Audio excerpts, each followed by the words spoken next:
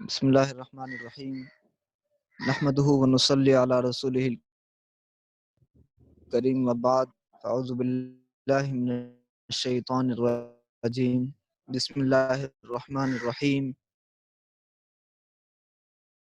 خلقناکم من صدق اللہ العظیم وعلی آل سیدنا مولانا محمد مبارک وسلم صلاۃ۔ سب سے پہلے تو میں شکریہ ادا کرتا ہوں کہ اس خاص اہم میٹنگ میں مجھے بھی شرکت کا موقع دیا۔ تمام لوگ جو حاضر ہیں اور آج کی اس میٹنگ میں آج کے اس اہم پروگرام کا حصہ ہیں، میں سب کا شکریہ ادا کرتا ہوں اور کوشش بھی کروں گا کہ انشاءاللہ جس موضوع کے تحت آج ہمیں گفتگو کرنا ہے اس کے حوالے سے پوری باتیں میں آپ تک رکھ سکوں۔ پوری دنیا آج کرونا وائرس اور کووڈ-19 کی وجہ سے پریشانی میں ہے، اور یقیناً آج پوری دنیا کی جو رفتار ہے وہ تھم گئی ہے۔ تمام ترقیوں کے کارخانے ٹھپ ہو گئے ہیں۔ وہ تمام ملک جو یہ سمجھتے تھے کہ ہم کسی کے سامنے بھی گھٹنے نہیں ٹیکیں گے، آج کرونا وائرس کے سامنے وہ بھی گھٹنے ٹیکتے ہوئے دکھائی دے رہے ہیں۔ دنیا کی تمام بڑی بڑی طاقتیں جو اپنے آپ کو زمین پر خدا سمجھ بیٹھی تھیں، آج وہ کہیں نہ کہیں ان کی کمر ٹوٹتی ہوئی دکھائی دے رہی ہے، اور آج لوگوں کو ایک احساس ہو رہا ہے اس بات کا کہ کوئی طاقت ایسی بھی ہے کہ جو اندیکھی طاقت ہے اور وہی سب سے بڑی طاقت ہے۔ اگر وہ ایک نگاہ کرم کھینچ دے تو ساری ٹھیک ہے، دنیا مانتا ہوں اسی میں۔ کے کرم کی بھیک کے سائے میں جیتی ہے، اور اگر وہ میرے رب کو العزت بھیجنے بولا حاجت کو ساری تول ناراض بھیجنے کے ہو لیے۔ جائے تو یقیناً ساری دنیا پریشانی میں آ جاتی۔ دنیا آج جن حالات سے گزر رہی ہے، یقیناً یہ بڑی رلا دینے والی باتیں ہیں اور خون کے آنسو رو رہی ہے دنیا۔ ایسے حالات میں قرآن ہمیں بار بار یہ بات کہتا ہے کہ دنیا کے جو تمام انسان ہیں وہ آپس میں بھائی بھائی ہیں۔ دنیا کے تمام انسان آدم کے بچے ہیں، دنیا کے تمام انسان اللہ کے بندے ہیں۔ آج ساری دنیا اس فلسفے کو سمجھ پائی ہے کہ ہم سب کو مل کر کے اس بیماری سے لڑنا ہے، لیکن قرآن نے بہت پہلے یہ بات کہہ دی تھی کہ جب تم انسان ہو اور اللہ کے بندے ہو اور آدم کے بچے ہو تو تم میں کسی بھی طرح کا اونچ نیچ بھید بھاؤ نہیں ہونا چاہیے۔ اگر کوئی امیر ہے تو اس کو غریبوں میں سامان اور پیسہ تقسیم کرنا چاہیے، اگر کوئی کمزور ہے تو بڑے لوگوں کو اس کو سہارا دینا چاہیے۔ سب آپس میں اونچ نیچ کے بھید بھاؤ مٹا کر کے، ساری نفرتیں مٹا کر کے سب کو ایک دوسرے کا خیال رکھنا چاہیے۔ اور آج پوری دنیا تقریباً اسی فلسفے کی طرف لوٹ رہی ہے جو فلسفہ اسلام نے مانوتا کا عطا کیا ہے، اور آج دنیا اس بات کی کوشش کر رہی ہے، لگاتار اپیلیں کی جا رہی ہیں کہ سارے لوگ مل کر کے ایک دوسرے کے ساتھ میں کنٹریبیوٹ کریں، ایک دوسرے کے ساتھ میں مدد کریں، ایک دوسرے کے ساتھ میں مل کر کے جینے کی کوشش کریں، ایک دوسرے کا خیال رکھیں۔ قرآن پاک میں بہت پہلے ارشاد فرمائی گئی اور یہ کہا گیا یا ایھا الناس انا خلقناکم من ذکر و انثی،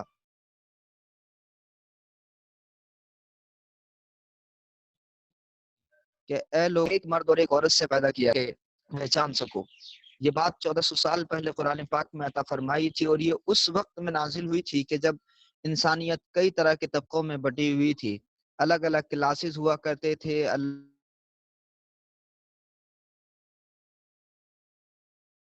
الگ کاسٹ ہوا کرتی تھیں، الگ الگ جاتیاں ہوا کرتی تھیں، زبانوں کے نام پہ بھید بھاؤ تھا، رنگوں کے نام پہ بھید بھاؤ تھا۔ اس تمام کاسٹزم کے دور میں، اس تمام بھید بھاؤ کے دور میں ان آیات کو نازل کر کے یہ میسج دیا گیا کہ تم چاہے عرب کے رہنے والے ہو یا عجم کے رہنے والے ہو، تم چاہے مشرق کے رہنے والے ہو یا مغرب کے رہنے والے ہو، تم چاہے رنگ کے کالے ہو یا گورے ہو، کوئی بھی فرق نہیں رکھا ہے۔ رنگ بھلے ہی جیسا ہو لیکن سب کے ساتھ میں ایک ہی طرح کا برتاؤ کرنا یہ ہم سب کی ذمہ داری بنتی ہے۔ نہ کوئی اونچا ہے نہ کوئی نیچا ہے، کسی بھی طرح کا بھید بھاؤ کسی کے ساتھ میں نہیں ہونا چاہیے۔ اور پھر جب یہ مانوتا کا اعلان مدینے میں ہوا، مکہ میں ہوا، تو پھر نتیجہ یہ ہوا کہ وہ لوگ جو برسوں سے بچھڑے ہوئے تھے، وہ لوگ جو برسوں سے نیچی جاتیوں میں جیتے چلے آ رہے تھے، جن کے ساتھ ہر طرح کا بھید بھاؤ کیا جاتا تھا، جن کو اپنے برابر میں نہیں کھڑا کیا جاتا تھا، جن کے ساتھ جانوروں جیسا برتاؤ کیا جاتا تھا، جب یہ آیتیں نازل ہوئیں تو اللہ کے رسول نے اعلان فرمایا کہ اب کسی کے ساتھ بھی اونچ نیچ نہیں برتی جائے گی، کوئی چھوٹا بڑا نہیں ہے۔ اس لیے اللہ کے رسول نے سب کو ایکویلٹی کا درس دیا، سب کو مساوات کا درس دیا، سب کو برابری کا درس دیا، اور پھر نتیجہ یہ ہوا کہ دنیا نے دیکھا کہ وہ بلال حبشی جو اب تک امیہ کے غلام ہوا کرتے تھے، لیکن جب وہ حضور کے دامن سے وابستہ ہو گئے تو ان کو ایسی مانوتا ملی کہ رسول پاک کے دامن سے وابستہ ہونے کی وجہ سے اللہ نے ان کو یہ مقام عطا فرمایا کہ اسلام کا سب سے پہلا مؤذن حضرت بلال حبشی ہے۔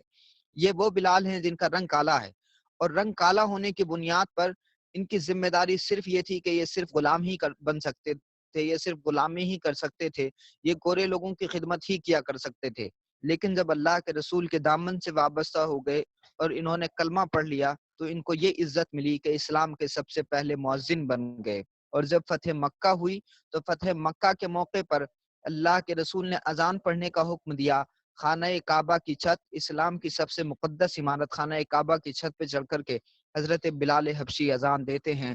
یہ وہ ایکوالٹی تھی، ساری دنیا کے بڑے لوگ جو گورے تھے، جو مالدار تھے، مکہ کے سارے مالدار اور سارے کاروباری نیچے کھڑے ہو کر کے بلال حبشی کے اس مقام کو دیکھ رہے تھے کہ کل تک جب تک انہوں نے اسلام کا کلمہ نہیں پڑھا تھا تب تک یہ لوگوں کے گھروں میں غلامی کیا کرتے تھے، لوگوں کے گھروں کا کچرا صاف کیا کرتے تھے،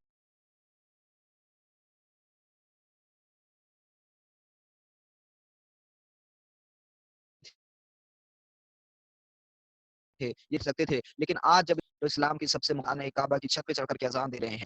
ایسے بہت سارے صحابہ ہیں جن کو حضرت عمار بن یاسر کہا جاتا ہے، حضرت زید بن حارثہ کہا جاتا ہے، حضرت سلمان فارسی ایک حضور کے صحابی ہیں۔ یہ وہ تمام نام ہیں کہ جو حضور کے دامن سے وابستہ ہونے سے پہلے، اسلام لانے سے پہلے ہی غلامی کیا کرتے تھے، ان کو بازاروں میں بیچا جاتا تھا، ان کی کوئی حیثیت انسان کی طرح نہیں تھی، ان کے ساتھ مانوتا کا برتاؤ نہیں کیا جاتا تھا۔ جو سماج کے بڑے لوگ تھے، جو سماج کے مالدار لوگ تھے، جو سماج کے نیتا لوگ تھے، جو سماج کے بڑے پولیٹیشنز تھے، وہ سب ایسے لوگوں کے ساتھ میں بڑا ظالمانہ رویہ رکھتے تھے۔ لیکن جب وہ حضرت سلمان فارسی یا حضرت عمار بن یاسر یا حضرت یا حضرت زید بن حارثہ ہوں یا حضرت اسامہ بن زید ہوں یا حضرت سمیہ ہوں، حضرت سمیہ کے شوہر ہوں، یہ وہ تمام نام ہیں کہ جب وہ حضور کے دامن سے وابستہ ہو گئے تو ان کو بڑی عزت ملی، ان کو بڑا مقام و مرتبہ ملا، اور نتیجہ یہ ہوا کہ یہ کہیں یمن کے گورنر بھی بنائے گئے، کہیں شام میں بھی گورنر بنائے گئے، الگ الگ جگہوں پر اللہ کے رسول نے ان کو اپنے ایڈمنسٹریشن میں جگہ دی اور یہ باضابطہ رول کرتے ہوئے نظر آتے ہیں۔ تاریخ میں ہمیں ملتا ہے کہ حضرت سلمان فارسی رضی اللہ تعالیٰ عنہ ہوں تو ان کو مدائن کا گورنر بنا دیا گیا تھا، حضرت اسامہ بن زید کو بھی یمن کا گورنر بنا دیا گیا تھا۔ تاریخ میں یہ وہ تمام نام ہیں کہ جن لوگوں نے، جو کبھی عزت جن کو نہیں ملتی تھی، لیکن جب وہ حضور کے دامن سے وابستہ ہو گئے تو ان کا مقام، ان کا مرتبہ اتنا بلند ہوا کہ دنیا کے بڑے بڑے لوگ ان کے سامنے گھٹنے ٹیکتے ہوئے دکھائی دیتے ہیں۔ اور آپ دیکھیں کہ رسول پاک صلی اللہ علیہ وآلہ وسلم نے اس زمانے میں مانوتا کا درس دیا اور حضور کو رحمت للعالمین بنا کر کے بھیجا گیا اس زمانے میں کہ جب انسان کو انسان نہیں سمجھا جاتا تھا۔ سماج میں کچھ وہ لوگ جن کا قبیلہ بڑا تھا اور ایک قبیلے میں جن کے زیادہ افراد ہوا کرتے تھے، انہی کی حکمرانی ہوا کرتی تھی، انہی کی حکومت ہوا کرتی تھی۔ رسول پاک کے زمانے میں حالات اتنے عجیب تھے کہ جن کے پاس میں پیسہ ہے بس وہی پیسے والے ہو سکتے ہیں اور باقی ساری دنیا ان کے غلام ہو سکتی ہے۔ جس طرح سے آج کی دنیا، ترقی یافتہ دنیا، لگاتار یہ دعوے کر رہی ہے کہ غربت کو ہمیں ختم کرنا ہے، بھوکمری کو ختم کرنا ہے، لیکن غربت بھی بڑھتی جا رہی ہے، بھوکمری بھی ختم ہوتی جا رہی ہے، بھوکمری بھی زیادہ ہوتی جا رہی ہے۔ کہ بنیادی وجہ یہ ہے کہ جو غریبی ختم کرنے کا دعویٰ کرنے والے ہیں، وہ بات تو غریبی ختم کرنے کی کرتے ہیں مگر خود دھن دولت جمع کرنے میں کوششیں کر رہے ہیں۔ جو بھوکمری کے خاتمے کی بات کرتے ہیں، نتیجہ یہ ہے کہ وہ بھوک کو ختم نہیں کر پا رہے، ان کی توندیں بڑھ رہی ہیں۔ لیکن رسول پاک صلی اللہ علیہ وآلہ وسلم نے اپنے زمانے میں غربت کے خاتمے کا بھی بالکل علاج کر دیا تھا، بھوکمری کے خاتمے کا بھی بالکل علاج کر دیا تھا۔ اور آج ہم رمضان المبارک کے مہینے میں ہیں۔ رمضان المبارک کا یہ مقدس مہینہ جو ہر انسان کو یہ احساس دلاتا ہے کہ ہم سب بھوکے ہیں اور بھوکے رہ کر کے ہمیں بھوک کی شدت کا احساس ہوتا ہے۔ تو بھوک ہمیں یہ احساس دلاتی ہے کہ ہم صبح سے شام تک بھوکا رہتے ہیں تو ہمارے مزاج میں بدلاؤ آ جاتا ہے، اثر ہوتے ہوتے ہمارے बेचारा मान फुटपाथ पर साल साल भर भूख से रहता है, जो कभी मांगने पर जिसको खाना मिलता है, बड़ी जिल्लत और रुसवाई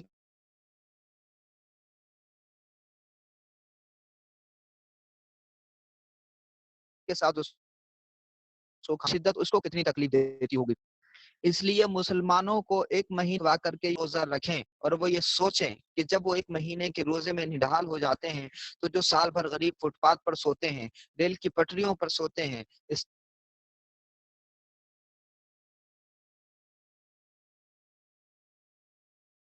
स्टेशन और बस इस्लाम उनके बारे में सोचता है जिनके बारे में कोई भी गौर-व-फ़िक्र नहीं करता, जो सिर्फ़ गरीबों की बातें तो करते हैं, जो सिर्फ़ भूखों की बातें तो करते हैं मगर योजनाएँ उन तक नहीं पहुँचती। इस्लाम उनकी हमदर्दी की बात करता है, इस्लाम उन तक खाना पहुँचाने की बात करता है, इस्लाम उन तक राशन पहुँचाने की बात करता है। आज जब सारी दुनिया में लॉकडाउन है और हमारे मुल्क में भी लॉकडाउन है और इस लॉकडाउन की वजह से कहीं न कहीं बड़ी भयानक तस्वीरें भी हमें देखने को मिल रही हैं कि लोग भुखमरी से भी मर रहे हैं, आत्महत्या कर रहे हैं, कई जगहों पे सुसाइड जैसे केसेस हमें मिल रहे हैं, भूख की वजह से क्योंकि राशन उनके घरों में नहीं है। जब बच्चे खाना माँगते हैं तो उनके पास में राशन नहीं है, जब बच्चे दूध माँगते हैं तो उनके पास में उनको पिलाने के लिए दूध नहीं है। ये जो सारी समस्याएँ और मुश्किलात बनी हुई हैं, इन मुश्किलात से लड़ने के लिए हमें ये एहसास दिलाया गया कि अब तुम्हारे पास रमज़ान आया है। तुम 3 वक़्त का खाना खाते थे, सुबह में नाश्ता, दोपहर में खाना और फिर रात का डिनर करते थे। अब वो जो रिज़्क तुम्हें बचाव के लिए दिया गया है और जो रिज़्क बच रहा है, अब उस रिज़्क को तुम दूसरों में शेयर करो, जो गरीब हैं, जो कमज़ोर हैं, ताकि उनका भी भला हो सके। ये सारी चीज़ें हमें इसलिए याद दिलाई गई, रमज़ान हमसे इसीलिए रखवाया गया ताकि हम दूसरों का ख़्याल रख सकें। ज़कात भी हमसे इसीलिए दिलवाई जाती है और बार-बार इसको प्रमोट किया गया, नमाज के साथ ज़कात का हुक्म दिया गया कि आप ज़कात दीजिए ताकि ज़कात का जो पैसा है वो लोगों तक पहुँचे। कोई भी ऐसा ना हो कि अगर कोई अमीर है तो सारी दौलत उसी के पास में जमा हो जाए। कई ला यकूल दूलतम बैनल अग़निया मिनकुम कुरान पाक का ये फ़लसफ़ा है कि अगर आपके पास में दौलत है तो उस दौलत को एक ही आदमी के पास ना हो। ऐसा ना हो कि वो 100% में से 10% लोगों के पास में दौलत हो और वो जो 90% लोग हैं वो सारे के सारे गरीब ही रहें। ये एहसास दिलाया गया कुरान पाक में, इसको फ़रोग़ दिया गया, इसको प्रमोट किया गया कि अगर आपके पास में दौलत है तो दूसरों के साथ में इसको शेयर कीजिए, ज़कात दे करके, सदक़ात दे करके। तो रमज़ान मुबारक का ये वो मुक़द्दस महीना है कि अगर आपके पास में इर्द-गिर्द में कुछ लोग ऐसे हैं, जो गरीब हैं, जो सर्वाइव नहीं कर सकते और जो रमज़ान के इन दिनों में बड़ी मुश्किल हालात में हैं, तो आपको हुक्म दिया गया है कि अपने उन मुसलमान भाइयों को ज़कात के ज़रिए उन तक मदद पहुँचाएँ और ज़कात दे बल्कि जो ज़कात देता है और ज़कात लेने वाला ज़कात देने वाले पर एहसान करता है। तो आप जब ज़कात दे रहे हैं, तो आप उसका हक अदा कर रहे हैं। आपके ऊपर जो ज़िम्मेदारी थी, उस फ़र्ज़ को अदा कर रहे हैं, तो ज़कात भी इस अंदाज़ में दी जाए कि ज़कात लेने वाले को इस बात का एहसास ना हो कि किसी भी तरह की वो शर्म महसूस करे। सदक़ात आप दीजिए, गैर मुस्लिम भाइयों में तक़सीम कीजिए। हमारे मुल्क में बहुत सारे गैर मुस्लिम भाई हैं जिनको ज़रूरत है, बिना किसी भेदभाव के, क्योंकि हम इस्लाम को मानते हैं और इस्लाम सबके साथ बराबरी का रवैया रखने की बात करता है। इसलिए आप ज़कात तो सिर्फ़ मुसलमानों को दें, लेकिन सदक़ात का जो दायरा है वो गैर मुस्लिमों तक है। अगर आपके पड़ोस में कोई भाई है, जो आपके मज़हब का नहीं है, लेकिन फिर भी वो इंसान है, आदम का बेटा है, हमारा भाई है और अपने भाई की भूख का ख़्याल रखना हम सबकी ज़िम्मेदारी है। अगर हमारे पड़ोस में कोई गरीब नहीं है, कोई ज़रूरतमंद नहीं है, तो हम अपने मोहल्लों में देखें। अल्लाह के रसूल सल्लल्लाहु अलैहि वालैहि वसल्लम ने ये तरतीब बयान फरमाई है कि अगर कोई गरीब है, आपके पड़ोस में रहने वाला, तो आप उसका भी ख़्याल रखें। अगर पड़ोस में रहने वाला कोई नहीं है, तो एक घर के 40 कदम दाएँ-बाएँ, आगे-पीछे जो लोग भी रहते हैं, उन 40-40 कदम पर रहने वाले लोगों में अगर कोई कमज़ोर और गरीब है, तो ज़िम्मेदारी बनती है कि हम उसका ख़्याल रखें। आप ज़रा सोचें कि ये इतना बेहतरीन कॉन्सेप्ट है, इतना बेहतरीन फ़लसफ़ा है कि इस लॉकडाउन की इस भयानक स्थिति में अगर हम इस भुखमरी से लड़ना चाहें, तो बहुत आसानी से लड़ सकते हैं कि अगर हम अपने इर्द-गिर्द का ख़्याल रखने लगें, अपने घर के आगे-पीछे, दाएँ-बाएँ 40 घरों का ख़्याल रखने लगें, तो यकीनन कोई भी हमारे मोहल्लों में भूख से नहीं सोएगा, भूखा नहीं रहेगा। यही हमारी ज़िम्मेदारी बनती है और इस्लाम के बुनियादी सिद्धांत ही ये हैं। इस्लाम बुनियादी तौर से मानवता का दर्स भी देता है, बल्कि प्रैक्टिस करके अल्लाह के रसूल ने दिखाया। दुनिया ये बात जानती है कि रसूल पाक सल्लल्लाहु अलैहि वसल्लम अपने पेट पर पत्थर बाँध कर के लोगों को खाना खिलाया करते थे। اور آقا علیہ الصلوۃ والسلام کے اہل بیت کے حوالے سے اتنی خوبصورت روایت قرآن پاک میں موجود ہے، ان الابرار یشربون من کأس کان مزاجها کافورا این یشرب بها عباد الله یفجرونها تفجیرا یوفون بالنذر ویخافون یوما کان شره مستطیرا ويطعمون الطعام على حبه مسكينا ويتيما واسيرا انما نطعمكم لوجه الله لا نريد منكم جزاء ولا شكورا۔ میں نے قرآن پاک کی آیتیں پڑھی، آیتیں پڑھنے کا بھی ثواب ملتا ہے، سننے کا بھی ثواب ملتا ہے، اور ان آیات میں تذکرہ ہو رہا ہے ایک ایسے میاں بیوی کا، ایک ایسے شوہر اور زوجہ کا کہ جو کائنات میں سب سے بہترین جوڑا ہے۔ حضرت علی اور حضرت فاطمہ کا ذکر ہے۔ حسنین کریمین بیمار ہو گئے بچپن میں، آقا علیہ الصلوۃ والسلام نے فرمایا کہ فاطمہ اور علی جا کر کے آپ روزے رکھیں، نذر کے روزے۔ تو جب وہ نذر کے روزے رکھے گئے تو جیسے ہی افطار کا وقت آیا تو افطار کے وقت میں اس سے پہلے کہ علی اور فاطمہ ایک روٹی کی طرف ہاتھ بڑھاتے، دروازے سے آواز آئی کہ اے اہل بیت رسول اللہ، اے اللہ کے رسول کے گھر والوں، میں یتیم ہوں اور بھوکا ہوں، مجھے کھانے کی ضرورت ہے۔ تو ان رسول اللہ کے گھر والوں نے کھانا خود نہیں کھایا، خود روزے کا افطار پانی سے کر لیا اور اپنے آگے کا کھانا اٹھا کر کے اس یتیم کو دے دیا۔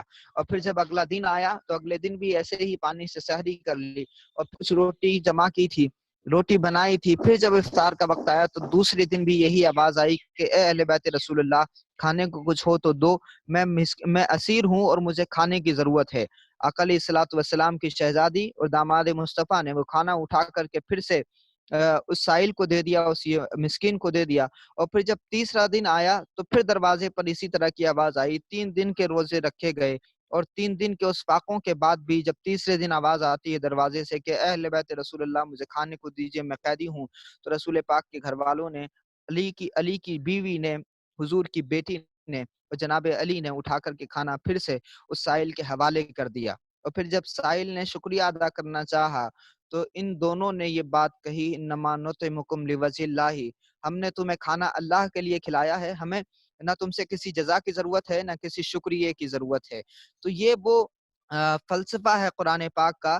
اس عمل کو کرنے کی وجہ سے قرآن پاک میں الفاظ استعمال ہوئے ان الابرارا، یعنی وہ ابرار ہیں۔ مومنین میں جو سب سے ہائی کیٹیگری ہے ایمان والوں کی، وہ ابرار ہے، اور ابرار کی جو صفت بیان کی گئی وہ یہ کہ یہ بھوکوں کو کھانا کھلاتے ہیں، یتیم کو کھانا کھلاتے ہیں، مسکین کو کھانا کھلاتے ہیں۔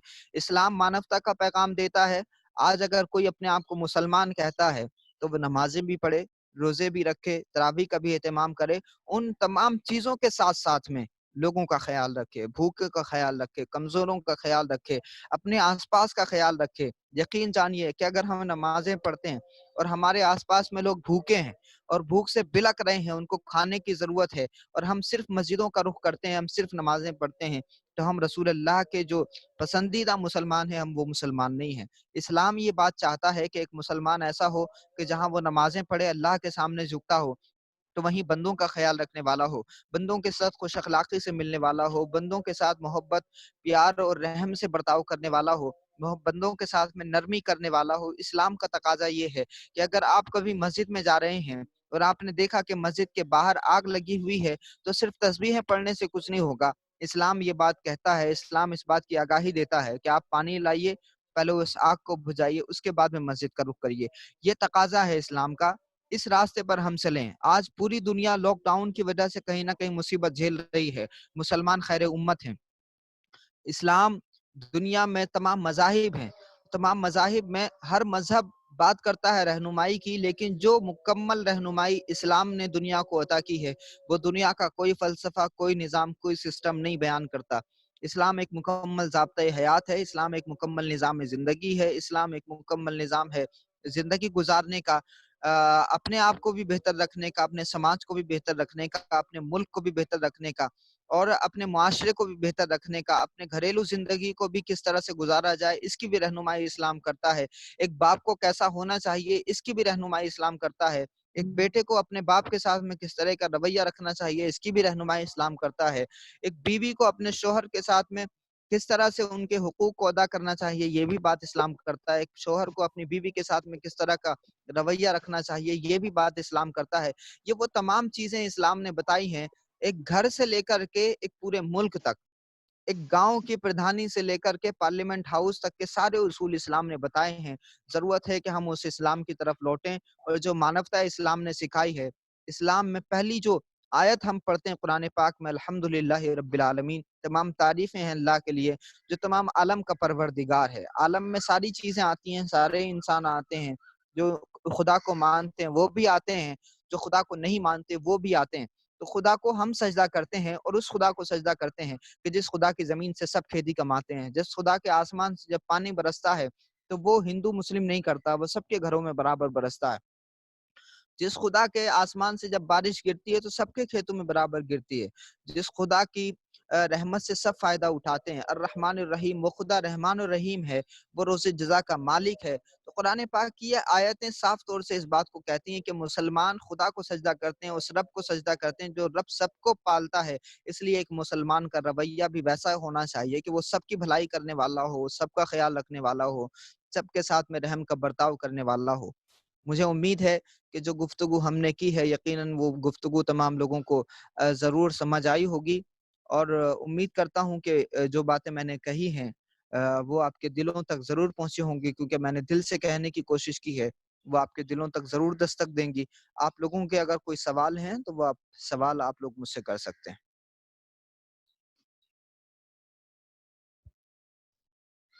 بہت بہت شکریہ مولانا صاحب۔ ابھی آپ کو کسی کو سوال پوچھنا ہو تو ڈائریکٹ سوال پوچھیے۔ ہیلو جی ہاں مولانا، تھوڑا سا حقوق العباد کے تعلق سے تفصیل سے بتائیں گے؟ جی حقوق العباد بہت کیا اچھی ہے؟ بات۔ حقوق العباد کیا ہے اور حقوق اللہ کیا ہے، اور ان دونوں میں کیا فرق ہے، اور حقوق العباد جو ہے سماجی احساسات سے کیسے جڑا ہوا ہے؟ بہت بہت بہترین سوال ہے۔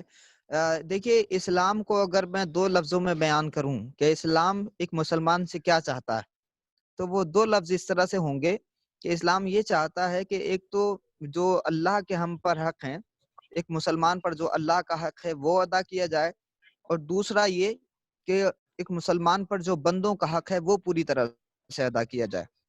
حقوق اللہ میں نماز، روزہ، حج و زکوٰۃ عبادات آتے ہیں، یعنی جو ہم نمازیں ادا کرتے ہیں، روزے ادا کرتے ہیں، یا پھر حج ادا کرتے ہیں، یا پھر زکوٰۃ دیتے ہیں، یہ وہ تمام بنیادی ارکان ہیں اسلام کے۔ ان کو ادا کر کے ہم اللہ کا حق ادا کرتے ہیں، اور اللہ کا حق بھی کس انداز میں ادا کرنا چاہیے۔ حضرت فاطمہ الزہرا سلام اللہ علیہا حضور کی بیٹی ہیں، وہ جب نمازیں پڑھتی تھیں تو ان کی نماز اس طرح کی ہوا کرتی تھی کہ وہ جب رات میں سجدہ کرتی تھیں، عشاء کی نماز کا سجدہ، تو فجر ہو جایا کرتی تھی، اور وہ اپنے اللہ سے کہتی تھی، اے اللہ کوئی رات تو ایسی بنا دے کہ جس میں فاطمہ بنت محمد دل کھول کر کے سجدہ کر لے۔ تو یہ عبادتیں اس انداز میں ہونا چاہیے اگر بات نماز کی ہے، اور نماز میں بھی جو نوافل ہیں وہ نوافل اس انداز میں ادا ہونے چاہیے۔ اگر نوافل نہ بھی پڑھ سکتے ہوں تو کم سے کم جو فرض نمازیں ہیں وہ ادا کریں، یہ بھی حقوق اللہ کا ایک چیپٹر ہے۔ نماز کے بغیر کوئی بھی اگر حق خدا ادا کرنے کی بات کرتا ہے تو یقیناً اس کا یہ دعویٰ جھوٹا ہے۔ نماز بنیاد ہے، نماز کے بغیر آپ کسی بھی طرح کے حق کو ادا کرنے کی، اگر خدا کے حق کو ادا کرنے کی بات کر رہے ہیں تو یہ چیپٹر نہیں کھلے گا۔ اللہ کا حق، آج کل ہم روزہ بھی رکھتے ہیں، رمضان کے روزے فرض ہیں تو رمضان کے روزے رکھیں، یہ ہمارے اوپر اللہ کا حق ہے۔ اگر ہم صاحب استطاعت ہیں تو زکوٰۃ بھی ادا کریں، یہ اللہ کا ہم پر حق ہے، اور جب حج کے دن ہو، صاحب استطاعت ہونے کے باوجود ہم حج ادا کریں تو یہ اللہ کا حق ہے، اور تب ہم اللہ کے حق کی ادائیگی کرتے ہیں۔ دوسرا حقوق العباد۔ حقوق العباد کا مطلب یہ ہے کہ جو بندوں کے بندوں پر حق ہیں، ایک انسان کے اوپر جو دوسرے انسانوں کے حقوق ہیں، یعنی ایک انسان کے لیے سب سے زیادہ ضروری اس کے والدین ہیں، اور پھر والدین کے بعد میں اس کے اپنے بھائی بہن بھی ہیں، اور بھائی بہن کے ساتھ میں ایک انسان کے لیے اس کے اپنے بیوی بچے بھی ہیں، اور ایک انسان کے لیے اس کے اپنے پڑوسی بھی ہیں، اور ایک انسان کے لیے اپنے رشتہ دار بھی ہیں۔ یہ وہ تمام لوگ ہیں، پھر دائرہ اس طرح سے بڑھ جاتا ہے۔ بندوں کے حقوق میں سب سے پہلے اگر ہم بات کریں والدین کی، ایک انسان کے لیے سب سے زیادہ ضروری اس کے والدین ہیں۔ والدین کے ساتھ میں بہت اچھا حسن سلوک ہونا چاہیے۔ قرآن پاک میں بڑی خوبصورت طریقے سے یہ بات کہی گئی کہ اپنے والدین کے ساتھ میں آپ نرمی کا رویہ کریے، ان سے جب بھی بات کریے تو وَقُلْ لَهُمَا قَوْلًا كَرِيمًا، خوبصورت بات کریے، اچھے الفاظ کے ساتھ میں بات کریے، اور جب وہ آپ کو بلائیں تو اس انداز میں جائیے کہ آپ کے کندھے جھکے ہوئے ہونے چاہیے۔ جیسے ہم کسی بڑے کے یہاں جاتے ہیں، کسی مرشد کی بارگاہ میں جاتے ہیں، تو ایک باادب مرید جب اپنے مرشد کی بارگاہ میں جاتا ہے تو اس کے کندھے جھکے ہوتے ہیں۔ تو ایک بیٹے کو بھی اپنے باپ کی بارگاہ میں، اپنی ماں کی بارگاہ میں اسی انداز میں جانا چاہیے کہ اس کے کندھے جھکے ہوں، عاجز انکساری سے، اس کی آواز اپنے والدین کی آواز سے بلند نہ ہو۔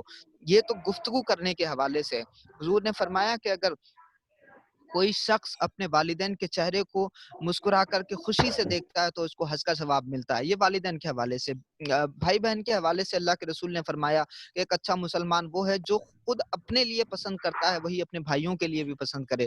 آپ نے دیکھا ہوگا کہ جب ہم اپنے لیے کوئی چیز خریدتے ہیں یا اپنے بچوں کے لیے تو ہماری پسند کچھ اور ہوتی ہے, اور جب ہم اپنے بھائی کے بچوں کے لیے, بہن کے بچوں کے لیے یا بہن کے لیے کچھ خریدتے ہیں تو ہماری پسند بالکل بدل جاتی ہے. اس لیے ایک ہی پسند ہونی چاہیے, تب وہ اچھا مسلمان ہے. ایک بیوی کے حوالے سے اللہ کے رسول نے فرمایا کہ ایک بیوی کے لیے سب سے اچھا شوہر وہ ہے جو اس پر ظلم نہ کرتا ہو, کسی بھی طرح سے اس کی غلطیوں پر زیادہ زبردستی نہ کرتا ہو. اپنے گھر کو جنت بنانے والا شوہر یقیناً وہ بھی حقوق العباد ادا کر رہا ہے. اور اسی طرح سے اللہ کے رسول نے فرمایا کہ اگر کوئی بیوی, اس کا شوہر اگر اس سے ناراض ہو کر کے دنیا سے چلا گیا یا بغیر اپنے شوہر سے معافی مانگے ایک عورت دنیا سے چلی گئی تو وہ جنت کا منہ نہیں دیکھے گی. اور جس عورت سے اس کا شوہر راضی ہو گیا وہ عورت قیامت کے دن جنت کے کسی بھی دروازے سے جنت میں داخل ہو سکتی ہے, کوئی دربان اس کو نہیں روکنے والا ہے. اپنے بچوں کے حوالے سے, بیٹوں کے حوالے سے بھی بڑی فضیلت ہے, لیکن اللہ کے رسول نے فرمایا کہ اگر کسی گھر میں بیٹی پیدا ہوئی, اس نے اس کو تعلیم دی, تعلیم دے کر کے اس کو پڑھایا لکھایا, آگے بڑھایا, اچھی تربیت کی, اچھی تعلیم دی اور اچھے گھر میں شادی کی, تو یہ بیٹی اس کے لیے جنت کا ذریعہ بن جائے گی. تو یہ بچے بھی جنت کی ضمانت بن جائیں گے. اللہ کے رسول نے فرمایا ہے بچوں کے ہم پر حق ہیں. اور پھر اسی طرح سے اگر کوئی شخص ہمارے گھروں میں کام کرتا ہے, کوئی بھائی ہے, کوئی کام کرنے والا, یا ہماری شاپ پر اگر کوئی کام کرتا ہے, تو ایک صحابی نے حضور سے پوچھا کہ یا رسول اللہ کم عفو عن الخادم, میں اپنے خادم کو دن میں کتنی مرتبہ معاف کروں, کم عفو عن الخادم کل یوم, اپنے خادم کو دن میں کتنی مرتبہ معاف کروں, تو حضور نے فرمایا کل یوم 70 مرہ, کہ ہر دن تقریباً 70 مرتبہ اپنے خادم کو معاف کرو. تو یہ اس کے ساتھ ہے. اپنے خادم کے ساتھ جو شاپ کیپرز ہوتے ہیں یا آپ کے تحت کام کرنے والے لوگ ہوتے ہیں یا ہول سیلر جو آپ کے ساتھ میں آپ کی کمپنی میں جاب کرنے والے امپلائیز ہیں, ان کے ساتھ میں بھی اس طریقہ نرمی کا برتاؤ کرنا چاہیے. پھر جو آپ کے دشمن ہیں, قرآن کہتا ہے وَلَا يَجْرِمَنَّكُمْ شَنَآنُ قَوْمٍ عَلَىٰ أَلَّا تَعْدِلُوا, اگر آپ کے دشمن بھی ہیں تو ان کے ساتھ میں بھی اس طرح کا رویہ ہونا چاہیے کہ ایسا نہ ہو کہ آپ دشمنی اتنی زیادہ کر بیٹھیں کہ کل کو اگر دوستی ہو جائے تو آپ کو اپنی کہی ہوئی باتیں یاد آئیں اور آپ کے دشمن کے سامنے آپ کی نگاہیں جھک جائیں. دشمنی کا بھی آپ کو خیال رکھنا ہے, دوستی کا بھی آپ کو خیال رکھنا ہے, والدین کا بھی آپ کو خیال رکھنا ہے, بہن بھائی کا بھی خیال رکھنا ہے, بیوی بچوں کا بھی خیال رکھنا ہے, پڑوسیوں کا بھی خیال رکھنا ہے, اسی طرح سے دیش کے لوگوں کا بھی خیال رکھنا ہے. انسانوں میں اگر اپنے مذہب کے ہیں تب بھی خیال رکھنا ہے, دوسرے مذہب کے ہیں تب بھی خیال رکھنا ہے. اور آخری بات میں کہوں اس حوالے سے, مولا کائنات حضرت علی کرم اللہ وجہہ نے فرمایا کہ ایک انسان کا دوسرے انسان سے کوئی نہ کوئی رشتہ ضرور ہوتا ہے, یا تو وہ ایک مذہب کے ہوں گے یا تو وہ ایک ماں کے بچے ہوں گے, اگر یہ بھی نہیں ہے تو ایک مذہب کے ہوں گے, اور اگر ایک مذہب کے نہ بھی ہوں تو وہ آدم کے بچے ہیں. تو آدم کے بیٹے ہونے کی بنیاد پر ایک دوسرے کا ہمیں خیال رکھنا چاہیے. تو یہ جو تمام تفصیل بیان ہوئی ہم نے دوسرے اس میں پارٹ میں جو کہی, وہ تمام کے تمام حقوق العباد ہیں. حقوق اللہ کے حوالے سے ہمارے یہاں تو بڑی تفصیل بیان ہوتی ہے, مسجدوں میں بھی اور اجلاس میں بھی, اجتماعات میں بھی حقوق اللہ کے حوالے سے بہت باتیں ہوتی ہیں, لیکن کہیں نہ کہیں ہم حقوق العباد کے حوالے سے بہت کمزور ہیں اور اس پر ہمارا دھیان نہیں ہوتا. دونوں کو بیلنس رکھنا اور دونوں کا خیال رکھنا بہت ضروری ہے. مولانا صاحب میرا ایک سوال ہے, ابھی آپ دلی جی میں ہی ہے اور کچھ دنوں جی کے پہلے دلی میں نظام الدین اور تبلیغ کے ذریعے مسلمانوں کو میڈیا نے بہت سارا بدنام کیا. تو یہ بہت جی دنوں سے 2014 سے یہ شروع ہے, تو ہمیں کیا کرنا چاہیے اور میڈیا کو کیسے کاؤنٹر کرنا چاہیے, ہمیں کیا رویہ کرنا چاہیے, دیکھیے اس میں کتنا سچ ہے کتنا جھوٹ ہے؟ بالکل سوال بہت اچھا ہے آپ کا. دیکھیے بنیادی طور سے ایک بات آپ سمجھیے کہ لگاتار پروپیگنڈا چلایا جا رہا ہے.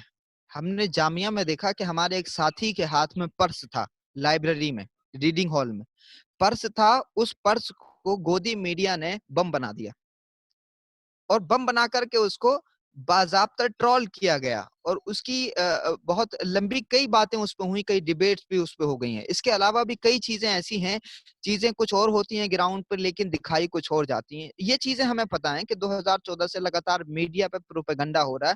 لوکتنتر کا چوتھا استمبھ جو ستا کا وپکش ہونے کی بھومکا نبھاتا ہے, لیکن اب وہ کہیں نہ کہیں پکش کی رکھیل بن گیا ہے اور ستا کے ساتھ میں کھڑے ہو کر کے ستا کے جتنے بھی ایجنڈے اور پروپیگنڈے ہوتے ہیں وہ ان کو آگے بڑھاتا ہے. اب یہ چیز ہم دیکھ رہے ہیں اور مسلمان ان کا سب سے بڑا ہتھیار ہے, کیونکہ ہم دوسری پاپولیشن ہے اور مائنورٹی کا اس دیش کی دوسری بڑی آبادی ہے, اس لیے سب سے بڑا حصہ. اور ان کو یہ پتا ہے کہ ہندوستان پاکستان کرنے سے, ہندو مسلم کرنے سے, مندر مسجد کرنے سے ان کی راجنیتی کو فائدہ ہے. اس لیے سب سے زیادہ ضروری یہ ہے کہ ہم اس طرح کی ڈیبیٹس میں نہ الجھیں. اگر یہ مندر مسجد ہندو مسلم کر رہے ہیں تو ہمیں بالکل بھی کسی بھی طرح کی نفرت کو بڑھاوا نہیں دینا ہے. ہمیں میڈیا کے ساتھ میں نہیں چلنا ہے. میڈیا میں کچھ لوگ ایسے بھی ہیں جو پازیٹیو خبریں پہنچاتے ہیں, جو آپ کی بات رکھتے ہیں, جو آپ کے مدوں کی بات کرتے ہیں. آپ ان کو دیکھیں, ان کو سنیں, ان کو شیئر کریں. سوشل میڈیا آپ کے ہاتھ میں ایک بہت بڑا ہتھیار ہے, آپ اس کو استعمال کر کے اچھی خبریں پھیلائیں. آپ جو نیگیٹو لوگ ہیں, جو افواہیں پھیلاتے ہیں یا پروپیگنڈا پھیلاتے ہیں, آپ ان کو دیکھنا بند کر دیجئے. جب آپ ان کو دیکھتے ہیں تو ان کا پروپیگنڈا اور ہائی لائٹ ہوتا ہے, آپ ان کو دیکھنا بند کر دیجئے. رہی بات جماعتیوں کی یا اس کے علاوہ جو بھی, دیکھیے کچھ نہ کچھ خامیاں ہماری ہوتی ہیں, اس کو ایکسپٹ کر لینا چاہیے. ہماری ایک روڑی وادی وچاردھارا ہے کہ کرونا وائرس جو ہے وہ دوسروں کو ہوگا, مسلمانوں کو نہیں ہوگا. اس روڑی وادی وچاردھارا کی وجہ سے بھی کہیں نہ کہیں ہمیں بہت زیادہ نقصان ہوتے ہیں, کیونکہ جو لوگ لاجک سمجھتے ہیں, جو لوگ ریشنلائزیشن کے دور میں جی رہے ہیں, جن کو ہر بات کی سچائی پتہ ہوتی ہے, جو گراؤنڈ میں چیزوں کو دیکھتے ہیں, وہ آپ کی اس illogical بات سے کچھ نہیں سمجھنے والے ہیں کہ ہمیں کچھ نہیں ہوگا, ہمیں اللہ بچا لے گا, اور ہم تو نمازیں پڑھنے والے ہیں, ہم تو عبادتیں کرنے والے ہیں. اللہ کے رسول کے زمانے میں, حضرت عمر فاروق کے زمانے میں طاعون کی بیماری یمن میں پھیل گئی تھی. تقریباً 26,000 مسلمانوں کے جنازے اٹھائے گئے تھے, اور مسلمانوں میں بھی بڑے بڑے اکابر صحابہ کے جنازے اٹھ گئے تھے. تو بیماریاں مذہب نہیں دیکھتی ہیں, اور بیماریاں مذہب دیکھ کر کے نہیں آتی ہیں. اللہ کے رسول نے اسی لیے اسی زمانے میں اس طرح کی گائیڈ لائنز دے دی تھی, جو آج کی دنیا یہ بات کہہ رہی ہے کہ آپ جو ہے کووڈ-19 کی وجہ سے ہاتھ دھوتے رہیں, سینیٹائز کرتے رہیں, اور اپنے گھروں میں صفائی رکھیں, ادھر ادھر نہ تھوکیں. اللہ کے رسول نے بہت پہلے یہ بات کہی, آپ دن میں روزانہ 5 مرتبہ وضو کریں, چہروں کو بھی دھوئیں, ہاتھوں کو بھی دھوئیں, آنکھوں میں بھی پانی ڈالیں, ناک میں بھی پانی ڈالیں, کان کو بھی صاف کریں, گردن پر بھی مسح کریں, پیروں کو بھی دھوئیں. تو یہ ساری چیزیں پہلے سے ہی ہمارے دین میں موجود ہیں. تو یہ انٹرٹینمنٹ نہیں ہے, اس کا سائنسی پہلو بھی ہے. اللہ کے رسول نے 1400 سال پہلے مسلمان کو کس طرح سے فزیکل ہیلتھ ہی بنائے رکھنا ہے, اس کی بھی باضابطہ گائیڈ لائنز اللہ کے رسول نے دی تھی. لیکن ہم نے اس کا ایک مذہبی پہلو تو تلاش کر لیا.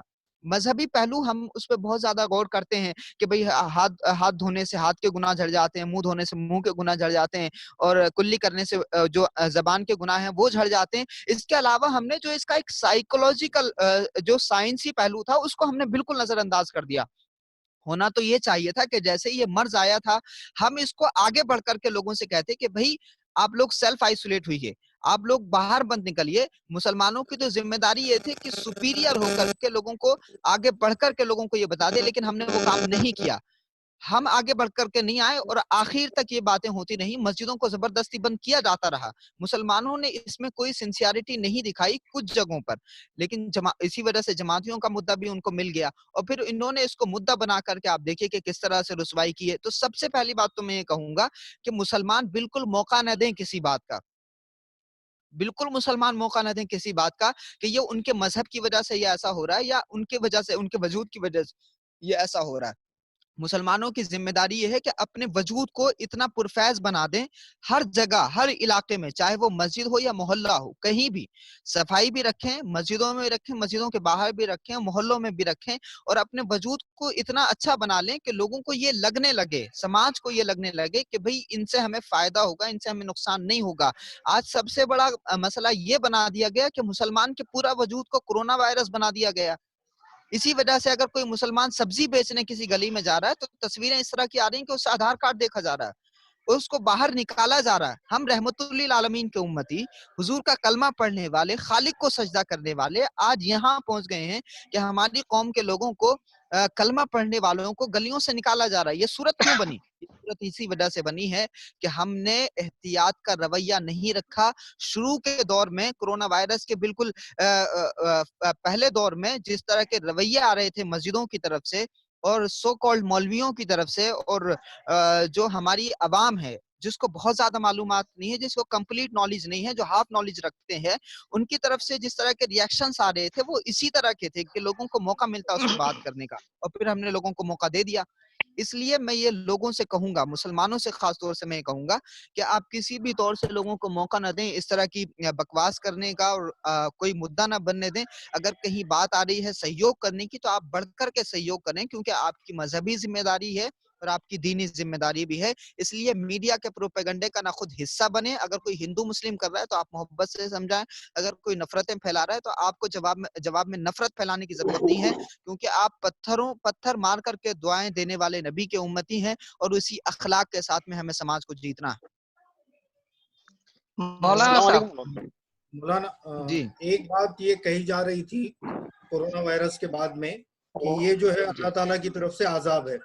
اس کے اوپر جی جاوید احمد حامدی صاحب کا کہنا یہ ہے کہ عذاب کا سلسلہ نبیوں کے سلسلے کے ساتھ ختم ہو چکا ہے.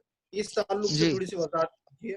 اور دوسرا ایک سوال میرا یہ ہے کہ ہماری جو ذہنی پرورش علماؤں نے کی ہے کیا وہ فیل ہو چکی ہے؟